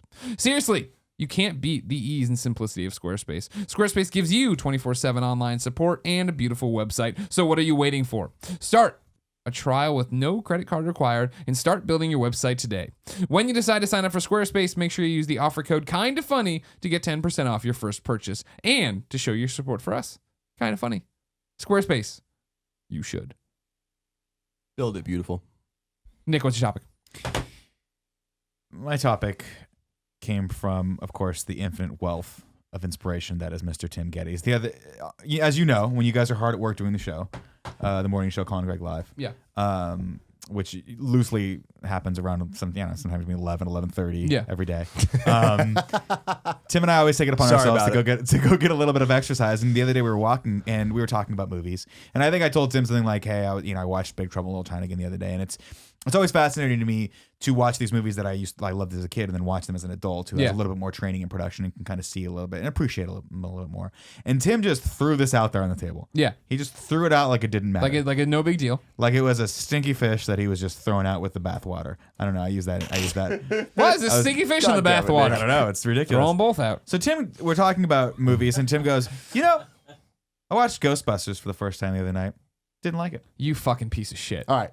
You Much of that fucking story, piece of shit. so much of that story is incorrect. We were actually talking about comedy movies in general. Okay. And I was saying that, like, I don't think that comedy movies could be great movies. Like, it's not like you're going to put a comedy on the best movies of all time list. And I was saying that, like, there's movies that have comedic elements that those could then be part of that conversation. But like, comedies are great. I love comedies, but like they're different types of experiences, Yeah. And like, you kind of like, I think you kind of rate them and grade them differently. But then somehow Ghostbusters came up. Because you said, I don't think a comedy can be on the greatest movie ever list. Yes. And I said, And you Ghostbusters, said is on everyone's top 100 list. And my thing was, I was like, and it wasn't the other day. I last saw Ghostbusters and first saw Ghostbusters about 2.5 years ago. Okay. Like, I saw it when I was a little kid, but I don't even count it because like I didn't remember it at all. Right. Period. Having said that, I loved Extreme Ghostbusters. I loved the Ghostbusters cartoon. Yeah, Extreme Ghostbusters. Like, those, to me, that's what Ghostbusters was. And now Ghostbusters as a whole, I love. I think it's a great concept. I think it's really cool. I love everything about it. Then I watched the movie because I was like, Greg loves Ghostbusters. Yeah. This is something I should probably You know it. be familiar with. So I watched it and I was like, this is the thing that people think is such an amazing piece of art. And I'm like, I just didn't see it. I was kind of bored by it. I thought it was a little come weird. on. Now, here's my thing. I get it. I get that it was a different time. I get that I'm watching a movie made in the goddamn 1980s. Like, I understand all this. And it's the same thing as me talking about Transformers, the cartoon. It's a horrible cartoon. Horrible. Utterly horrible. Right. You will go back and watch it now, and it's like, oh my God. How did I ever think this was cool or interesting or a good story? None of that. It's all bad. So it's like, I get all that stuff. And not to compare Ghostbusters with the Transformers cartoon, because it is a different level. And I do get that it's a different style of comedy, and it's not like in your face jokes and this and that. And it's more like dry, and it's Bill Murray. It was and speaking. It's You go back and you watch any comedies from the 80s and they're all speaking. They're talking to you. And this is what I was talking about when before the remake of Ghostbusters was coming around, when I was like, I know it's going to happen eventually.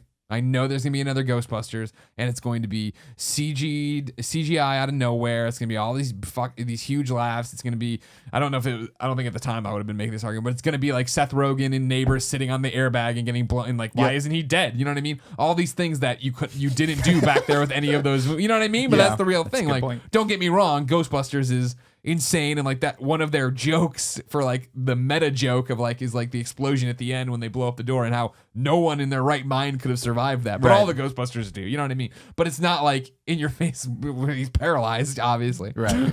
I mean, by the way, when I started that off, I'm no. jokingly berating you, but Yeah. I respect that.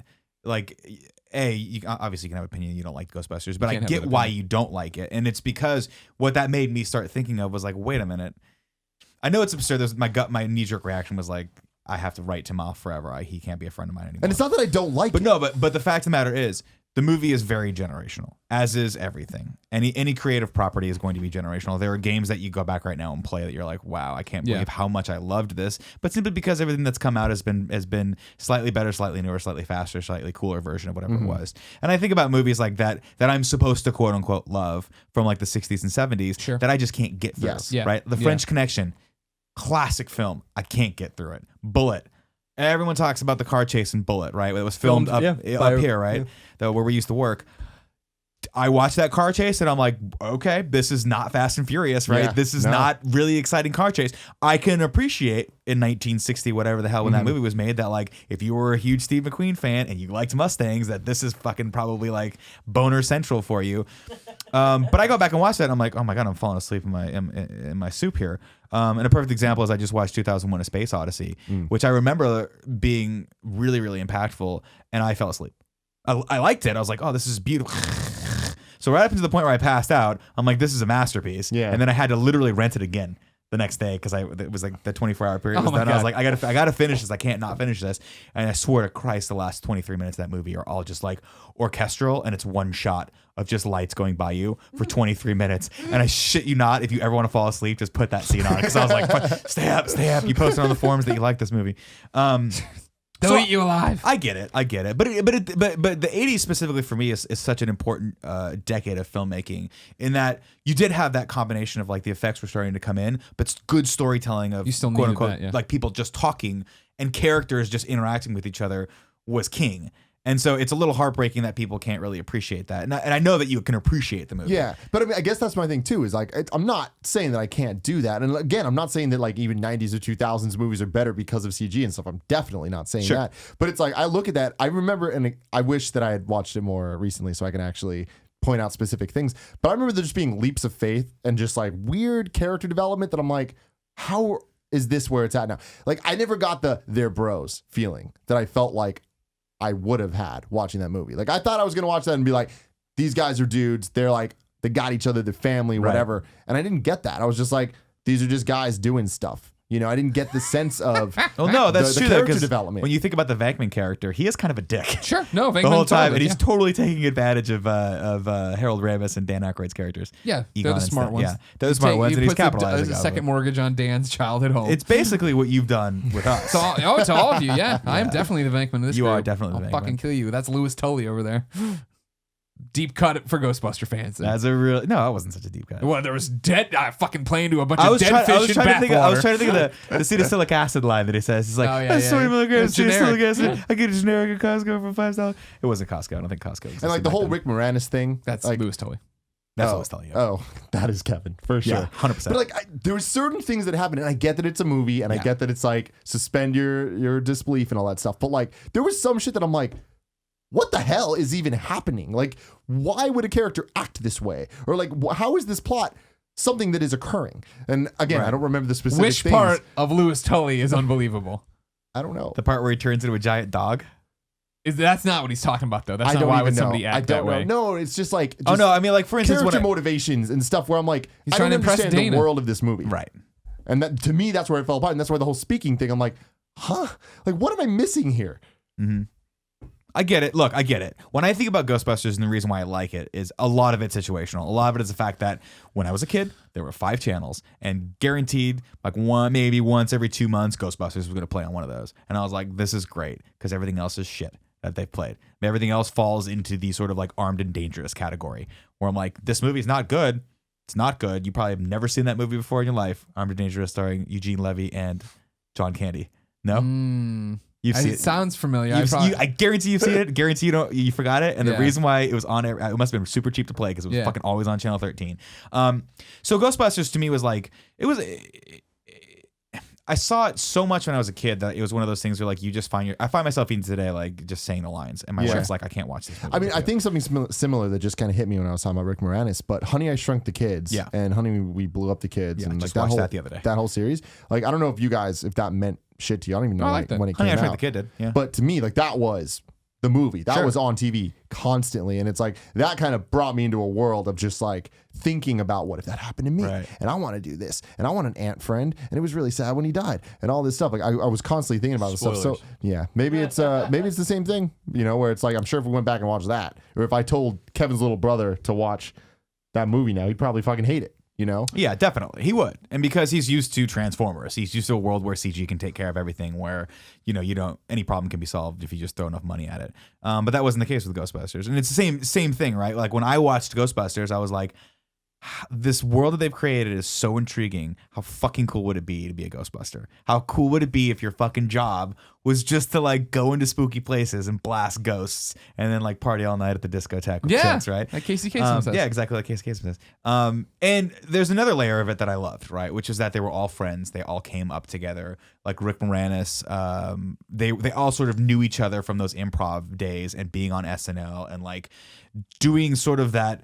Like it's different now because there's so many people doing so many different things with the internet, with YouTube, with TV, with, you know, cable and all these things. But back then it was literally like if you got on Saturday Night Live, you were like that was it. That's like the top. And then where do you go from there? Holy shit, let's do movies together and like get your fucking dream team together and make a movie. And that's what's cool about the new Ghostbusters, right? Is that they're doing that. You know, Kristen Wiig and a couple other are going from Saturday Night Live to make this movie. Like, which nice. is why I support it. And we were talking earlier. I watched the movie Sisters with Tina Fey and Amy Poehler. Yeah. Not a great movie.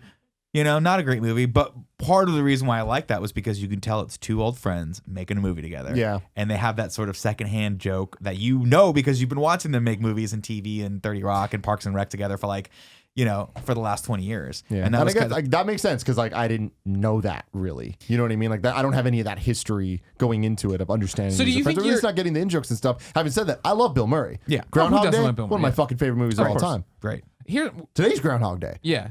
And That's the groundhog died 2 days ago. Punxsutawney Phil? Yeah. Straight up just died. Yeah. 2 days before his fucking His big day. Yeah. So does that mean that it's going to be a long winter or It's gonna be the longest. It's the Game of Thrones kind of Winter's winter. coming. So when you're talking about this, are you saying it's not a good comedy or it's not a good movie? I mean, I think it's, to me, neither really resonated with me. And again, saying it's not a good is different. That's not what I'm saying. Yeah. Like, I'm not even saying I didn't like it. I'm just saying I don't understand it being like revered, like top 10, top 100, top whatever you're saying. Like, I just don't understand that because I've seen it on the top of like, this is number one on Comedy top list. comedy Yeah, list. comedy But usually again, this goes you back rank to what I was super high. saying where it's like You have no comedy sense of movies humor. are just, it's hard to rank them. It's so subjective. And I think that Ghostbusters did have a lot more going for it. So it's not just a comedy, you know? Yeah, it's not. I mean, again, it's not. I don't put it in the same sort of bracket as Caddyshack, right? Which is a slapsticky. If you don't think Ghostbusters makes any sense, watch Caddyshack. You're like, what the fuck is happening? Watch it, Watch it. buddy. But like Super Troopers, one of my favorite comedy, movies. super bad comedy. Like these are comedy Sure. movies, and I get it, and they're great. And you can say, "Oh man, I love that movie." And it's like Neighbors, comedy. Yeah. I love that movie. I'm not gonna put that on a best movie of all time list, you know. Like, and I think that, But you put it on the best comedy list. yeah, I would Okay. for sure. And but I think that list is that's a weird list. Like that, Sure. I don't think that you could actually have a list of that's not just personal favorites. Because I think comedy is so much more Eye of the subjective beholder, than for sure. any of the other. It's just that you're bringing genres. when you talk about like character development and stuff. I'm trying to think of comedies that do that well. And You know that's what I kind mean? of that's my That's not point, really though, their is MO it's of just the like genre, it's- right? Yeah, and it's that changes it a bit. Did you just quote the bad guy from Caddyshack? No, I was really just telling you to watch. He just really likes I thought- Caddyshack. He wants you to. I love. I thought you were Caddyshack. quoting the bad guy, the guy that like no one likes in that. I was like, of course, Colin would quote the judge? the judge, yeah. No, And I never slice. But it's similar to the story you're saying with, you know, I actually agree. Greg and I have talked about this in the past. I haven't seen Ghostbusters in a long time, but Ghostbusters is fine. Like I just never understood like the acclaim of Ghostbusters ever.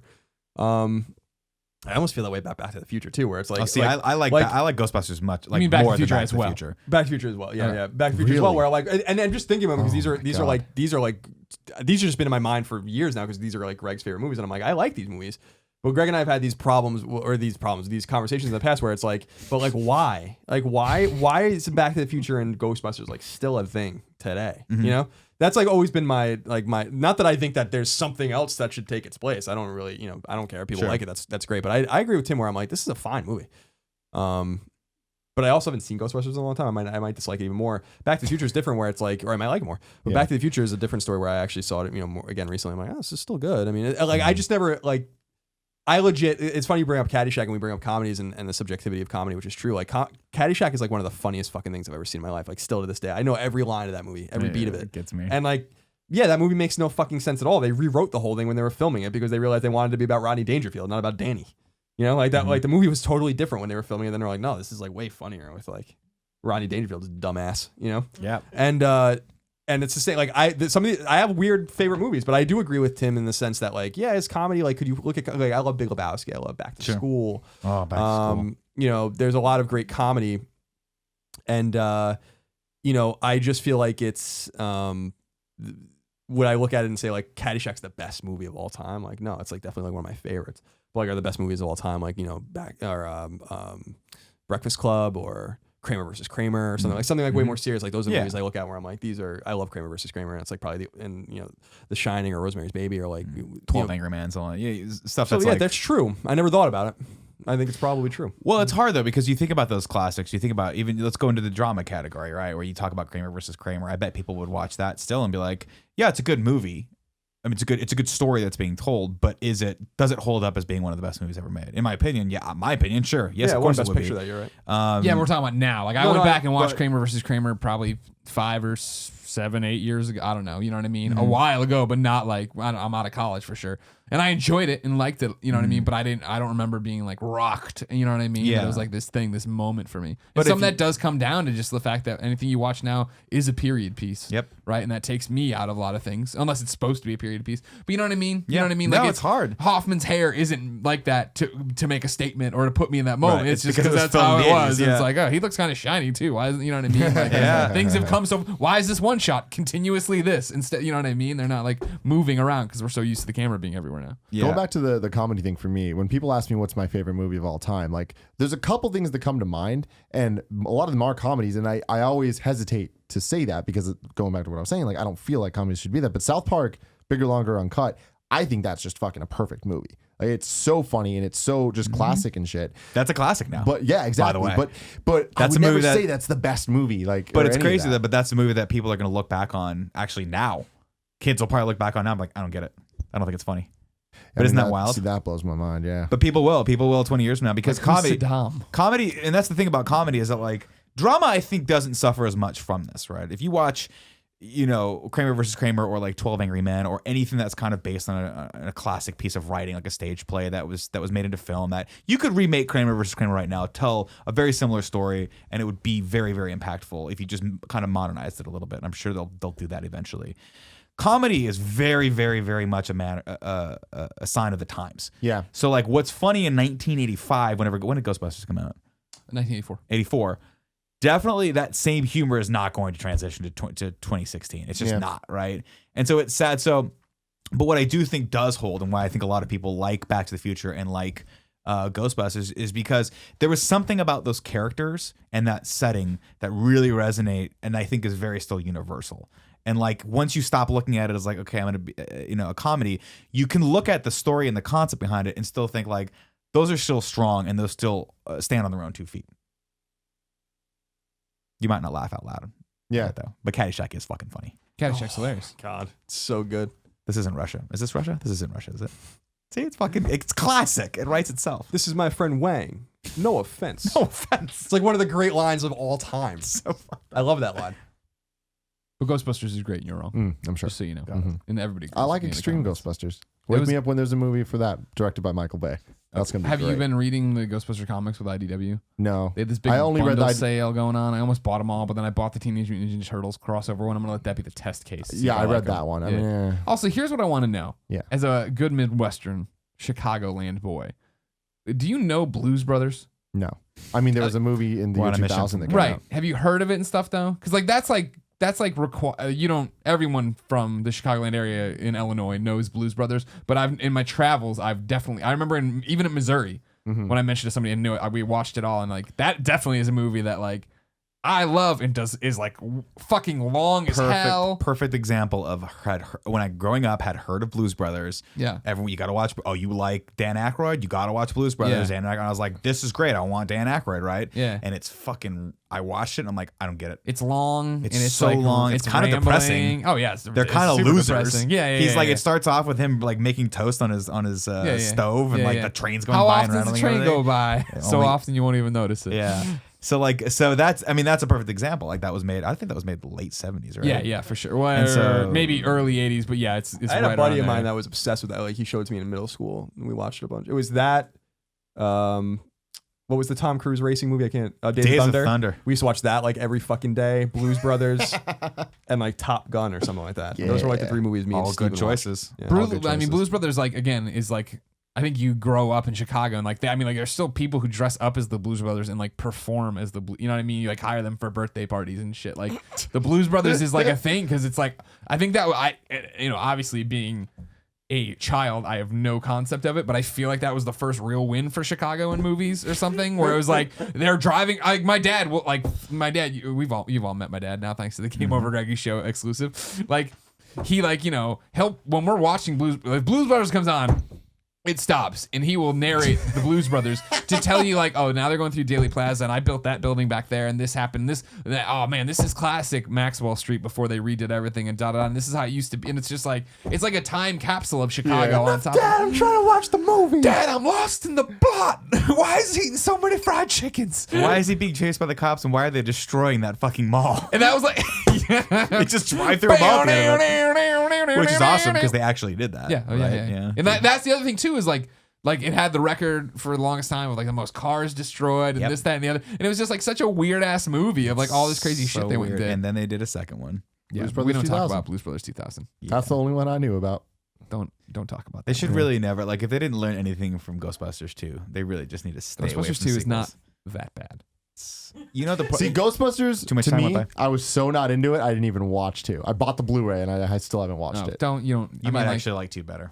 Yeah, you are a kid. It's a lot more accessible, I think, too. But I mean, like that was the whole thing of like I've read obviously a bit about Ghostbusters, but like the one thing I don't think anybody ever really admits to the thing is like that they made Ghostbusters as like they're making this cool movie with their friends. You know what I mean? Yep. We're gonna make this cool thing. Dan's got this idea for these ghosts. It originally was supposed to be set when they were already burned out in the future, and they're like dial it back to their origin story. Right.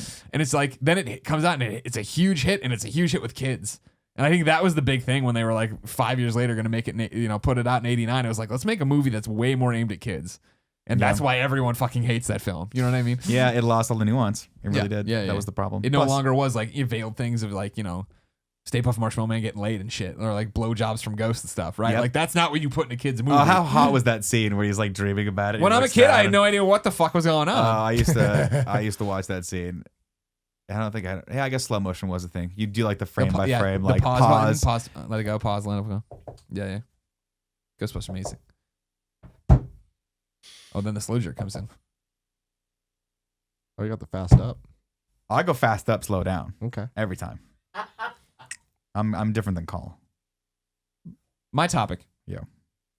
Is that we need to get everyone on board with the aerobics championship of 1987. Fuck yes, we do. Now, this has been You mean 1987, 88, and 89? Yeah, well, that's the thing. Is like it's been a slow build. I wasn't here I was Colin and Greg live where this originally popped up. Yes. You two were on it. I didn't know who was on the Colin show. and I were on it, Yeah. and it was one of those things where someone said, "Hey, you have to watch this video." Yeah. So of course, Mr. Moriarty responded, "Fuck you, we're never watching this video because Yeah. you told me we had to." Sure. And Yeah, then don't within do the that. same Don't put 'em breath, in I a was box. like, "Are you sure?" He goes, "Oh, we'll watch it." And we watched it.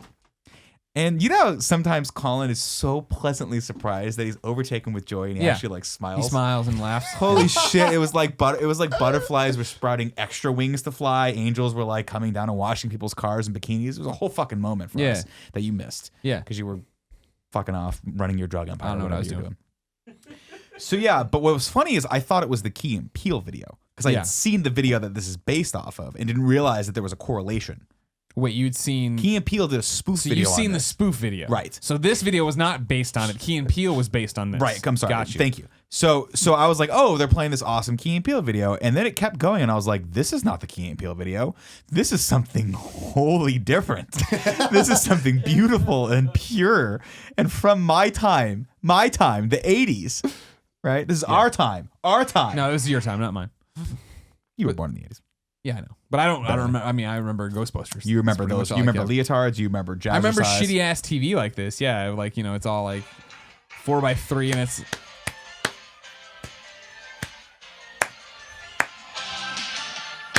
You gotta find that one song where they pretend it's not that. No, I mean that's like so. That's the other level of it. And if you think that, for those of you either actually was watching at home, you can't see the visual on this. It doesn't should search fucking for matter because this song goes on for another 4.5 minutes. Yeah. So what is the Google search for? That's 29 seconds in. This is what it sounds like. 2 minutes and 13 seconds. So, all right, so what's the background on this? This is the It's the Crystal Light Aerobic World American Champions. Aerobic Championship. Right.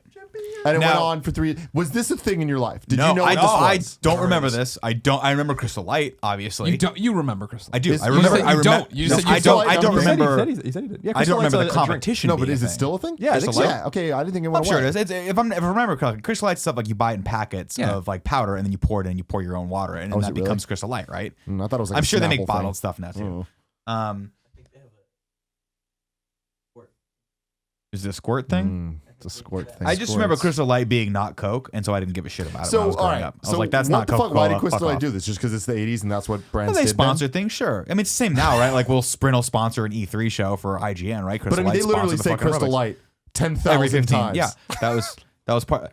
Build it beautiful. We do the same thing now No, with but I mean, Squarespace. we do it once a video. To be fair, if Squarespace paid us, we'd do it 18 guess times. you're right. If this Yeah, was you're Squarespace presents So, kind but, of funny all right, championship. So it's hosted by Alan Thicke. That's of one Growing of them. Pains One of fame. them is hosted by Alan Thicke. The correct? most notable of them is Alan Thicke. Everyone else falls very, very short of Alan Thicke. Raquel status. Welch is on there. Yeah, at some that's point. true. There's one where she is on there, but she's fitness expert Raquel Welch, Right. not star of stage and screen Raquel Right, Welch. She was totally misbilled. So on that. I'm very interested by this because I missed this episode of Colin Greg Live. I didn't really know about it. When I was out there, I heard you guys playing and laughing, and I'm like, all right, whatever. Then on the stream, we watched it, and this is what happened.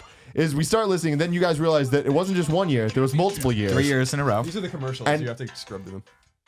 And then we get to the point where you find a different year, and Colin gets super excited because he's like, oh, they're using a different song. And then Oh my 20 god, we haven't seconds- heard that sick guitar riff. This is 87. 87 is when they hired Slash to fucking lay down a guitar track. 86, but it says 87. Yeah, that's misbilled. And we discovered there's lyrics. Yeah. Oh my god, it's so good. But they try to switch you up because they have different intros. Yeah, and there's they make you one think where they they're going pretend for somewhere like different. 30 seconds that it's not the song. I was losing my mind. It was so funny. I don't remember which one it was. I don't remember either, It must have but been 89. It must have been the last one. People gotta just go search for this. Just go Do down the yourself rabbit favor. hole. Oh But my what I love God. the most about it is they come out and they have a group. They have the last year's champions come out and they're just doing this dance with like 20 people behind them, synchronized dancing. Beautiful. Is that what aerobics is? I This didn't is the know. one that's not. that the is thing, right? aerobics, yeah. Crystal Light National Aerobic Championship Finals, featuring regional finalists from all across the United States. So we're like, this doesn't sound like the song. America's best aerobic athlete. No, this Oh no, that's not Nope, it. right into the real song. the other one was 'cause they- way more convincing. They Yeah. one by one introduce the people, and it's like For like and 4 Jimmy, and like they have this like circle camera come, and Tommy, and it comes in on him. It's Oh, yeah. fucking amazing. Yeah, I like how they do Oh, like yeah. like the freeze. Oh, it's so good. But the camera doesn't do the freeze. The guy does the freeze. So he just stops dancing for a second and then goes back into it. It's so when I was growing up, there was something called jazzercise, right? Which was like, you know how there's like a CrossFit now or Barry's Boot Camp or all these things. Jazzercise was a big thing. And they come in waves, obviously. The fitness craze is whatever fucking strikes. Someone capitalize. Spin class, Soul Cycles, you know. Jazzercise was a thing where it was like that, where you would get taught sort of a routine or whatever. And every class you would be like up, down, left, and kick, and you do it. But it was to music and it was fun and it got people moving around and people wore like tights and like the leg warmers. But I don't remember it being an actual national sport. I don't remember ever hearing about this being on TV. I mean, This I don't know, it seems how like do something you would win? have known. How is this championship a championship? I don't know. So Is it far, an endurance thing? all we've seen is The intro, they just come out and dance. It's the same song. People dance for 4 minutes and they scream Crystal Light at you, and then it's done. And the announcer says, America's aerobic champion. Greatest American aerobic I skipped ahead, champions. and they do Athletes. like testimonial interviews with not the people, but with their friends. So while they're dancing, and this is the funniest part, is it's like they're dancing and they don't take that off, but there's a little circle that comes on the screen, and it's just like, that's my friend Billy. He's dancing, and I hope he wins this. He's doing great. It's like, am I supposed to be watching them dance or listening to this guy talk about Billy? I mean, first of all, Billy was the truth. We're 5 months, 21 days, 4 hours, 7 minutes, and 10 seconds from the International Aerobic Competition of 2016. It returns to Las Vegas. Shut the front door. Get up. Shut the front door. We have to go. But is it the song? I don't know. It seems like the- they no. I mean, this is interesting. Now it's Does Crystal Light have it was anything established to do in with it? 1984. Oh my God. What's that? What's that right there? That's the junior division showcase. Gold medalist. Uh-oh. I hope it's the song. They look like they've lost. What if it were the lost all song, Colin? What If if it Mike just starts Seaver off comes and out, I'm a fucking loser. It's hosted by there's- Kirk Cameron. Yeah. These kids are just getting That'd ready be to go. fucking into awesome. it. That'd be awesome. Ashley Johnson's got to get up in there. Oh, we should get her to host it. So what do we do with this information, Tim? There's this nothing to do with it. exists. Just go watch it. I Just have go to watch it. imagine that there was choreographed dance sequences later that they got judged on. I have to imagine that's what the competition is. Is like groups go Yeah. and All right, here we have this is the compete, actually 1987 compete. Crystal Light National Aerobic Championship team competition That's for the set. San Francisco Bay Club. that's set. This is good. This is good podcasting right here. Guys, is I love competing with them and they're my best friends. See, told you. That's how I feel about you. You guys, is they keep me alive. Sorry, the Ghostbusters didn't have enough of that for you. Of them saying we're best friends, so they could spell out every plot point for you, and they just go. Yeah, so it is choreographed dances and they get judged on it. And I love it. They do the thing where they like stand like Egyptian style and each move their hands in different ways. Oh, they're doing that right now. They're they just Now slap that each other's slapping some asses. asses there. Oh yeah, I saw some that were just getting nasty. Like it's dudes in the push-up position, but like kind of like a human centipede, just going up and down. I'm just like, damn. Sneaking that shit in the network TV. I'm gonna tell you this right now. If I buy them for you guys, In. can we please do an episode where we do a whole episode and just in, Oh, the, yeah. in the aerobics gear? That's Yeah, the best absolutely. way to go. All right. I'm talking like headband. Oh, the headband was the one I had a problem with. leg Sorry. warmers and the full Olympic unitard Sure, absolutely. from I'm 1984. totally down. I'll show you exactly what I got. Yeah. Oh, I know what you got, Kevin, my friend. remember to put these in I a video, in the video description. You put the link to this, okay? You doing that for me, Kev? Good. Thanks, Kev. If Kevin doesn't do it, which he should, just look up American aerobics and literally any Yeah. of the videos coming up. Yeah. But I watched Aerobics the Key and Championship. Peele video. Awesome. It's based on these videos? It's the fucking funniest. It's fucking thing in the hilarious. goddamn They're it great. really is funny. It is so. It turns into like an existential kind of It's thing. really fucked up. Yeah, you got to watch it. Okay. I will. It's actually it's not very easy to describe without ruining it. So you got to watch it. Okay. Ladies and gentlemen, this has been another episode of the Game Over Greggy Show. If you didn't know, each and every week the Game Over Greggy Show comes to you. You threw me off. I know you like that. You fucking threw me off. Sorry. It's all right. The show is 4, sometimes 5 best friends gathering around this table. I hate you. You threw me off again. If you like that, head to patreon.com/kindafunny where you can get every episode early by tossing us a few bucks and a whole bunch of other exclusive perks. But if you have no bucks to toss, head over to youtube.com/kindafunny where you can get the show broken up topic by topic, day by day, until we post the entire thing for you on Fridays. Until next time, it's been our pleasure to serve you.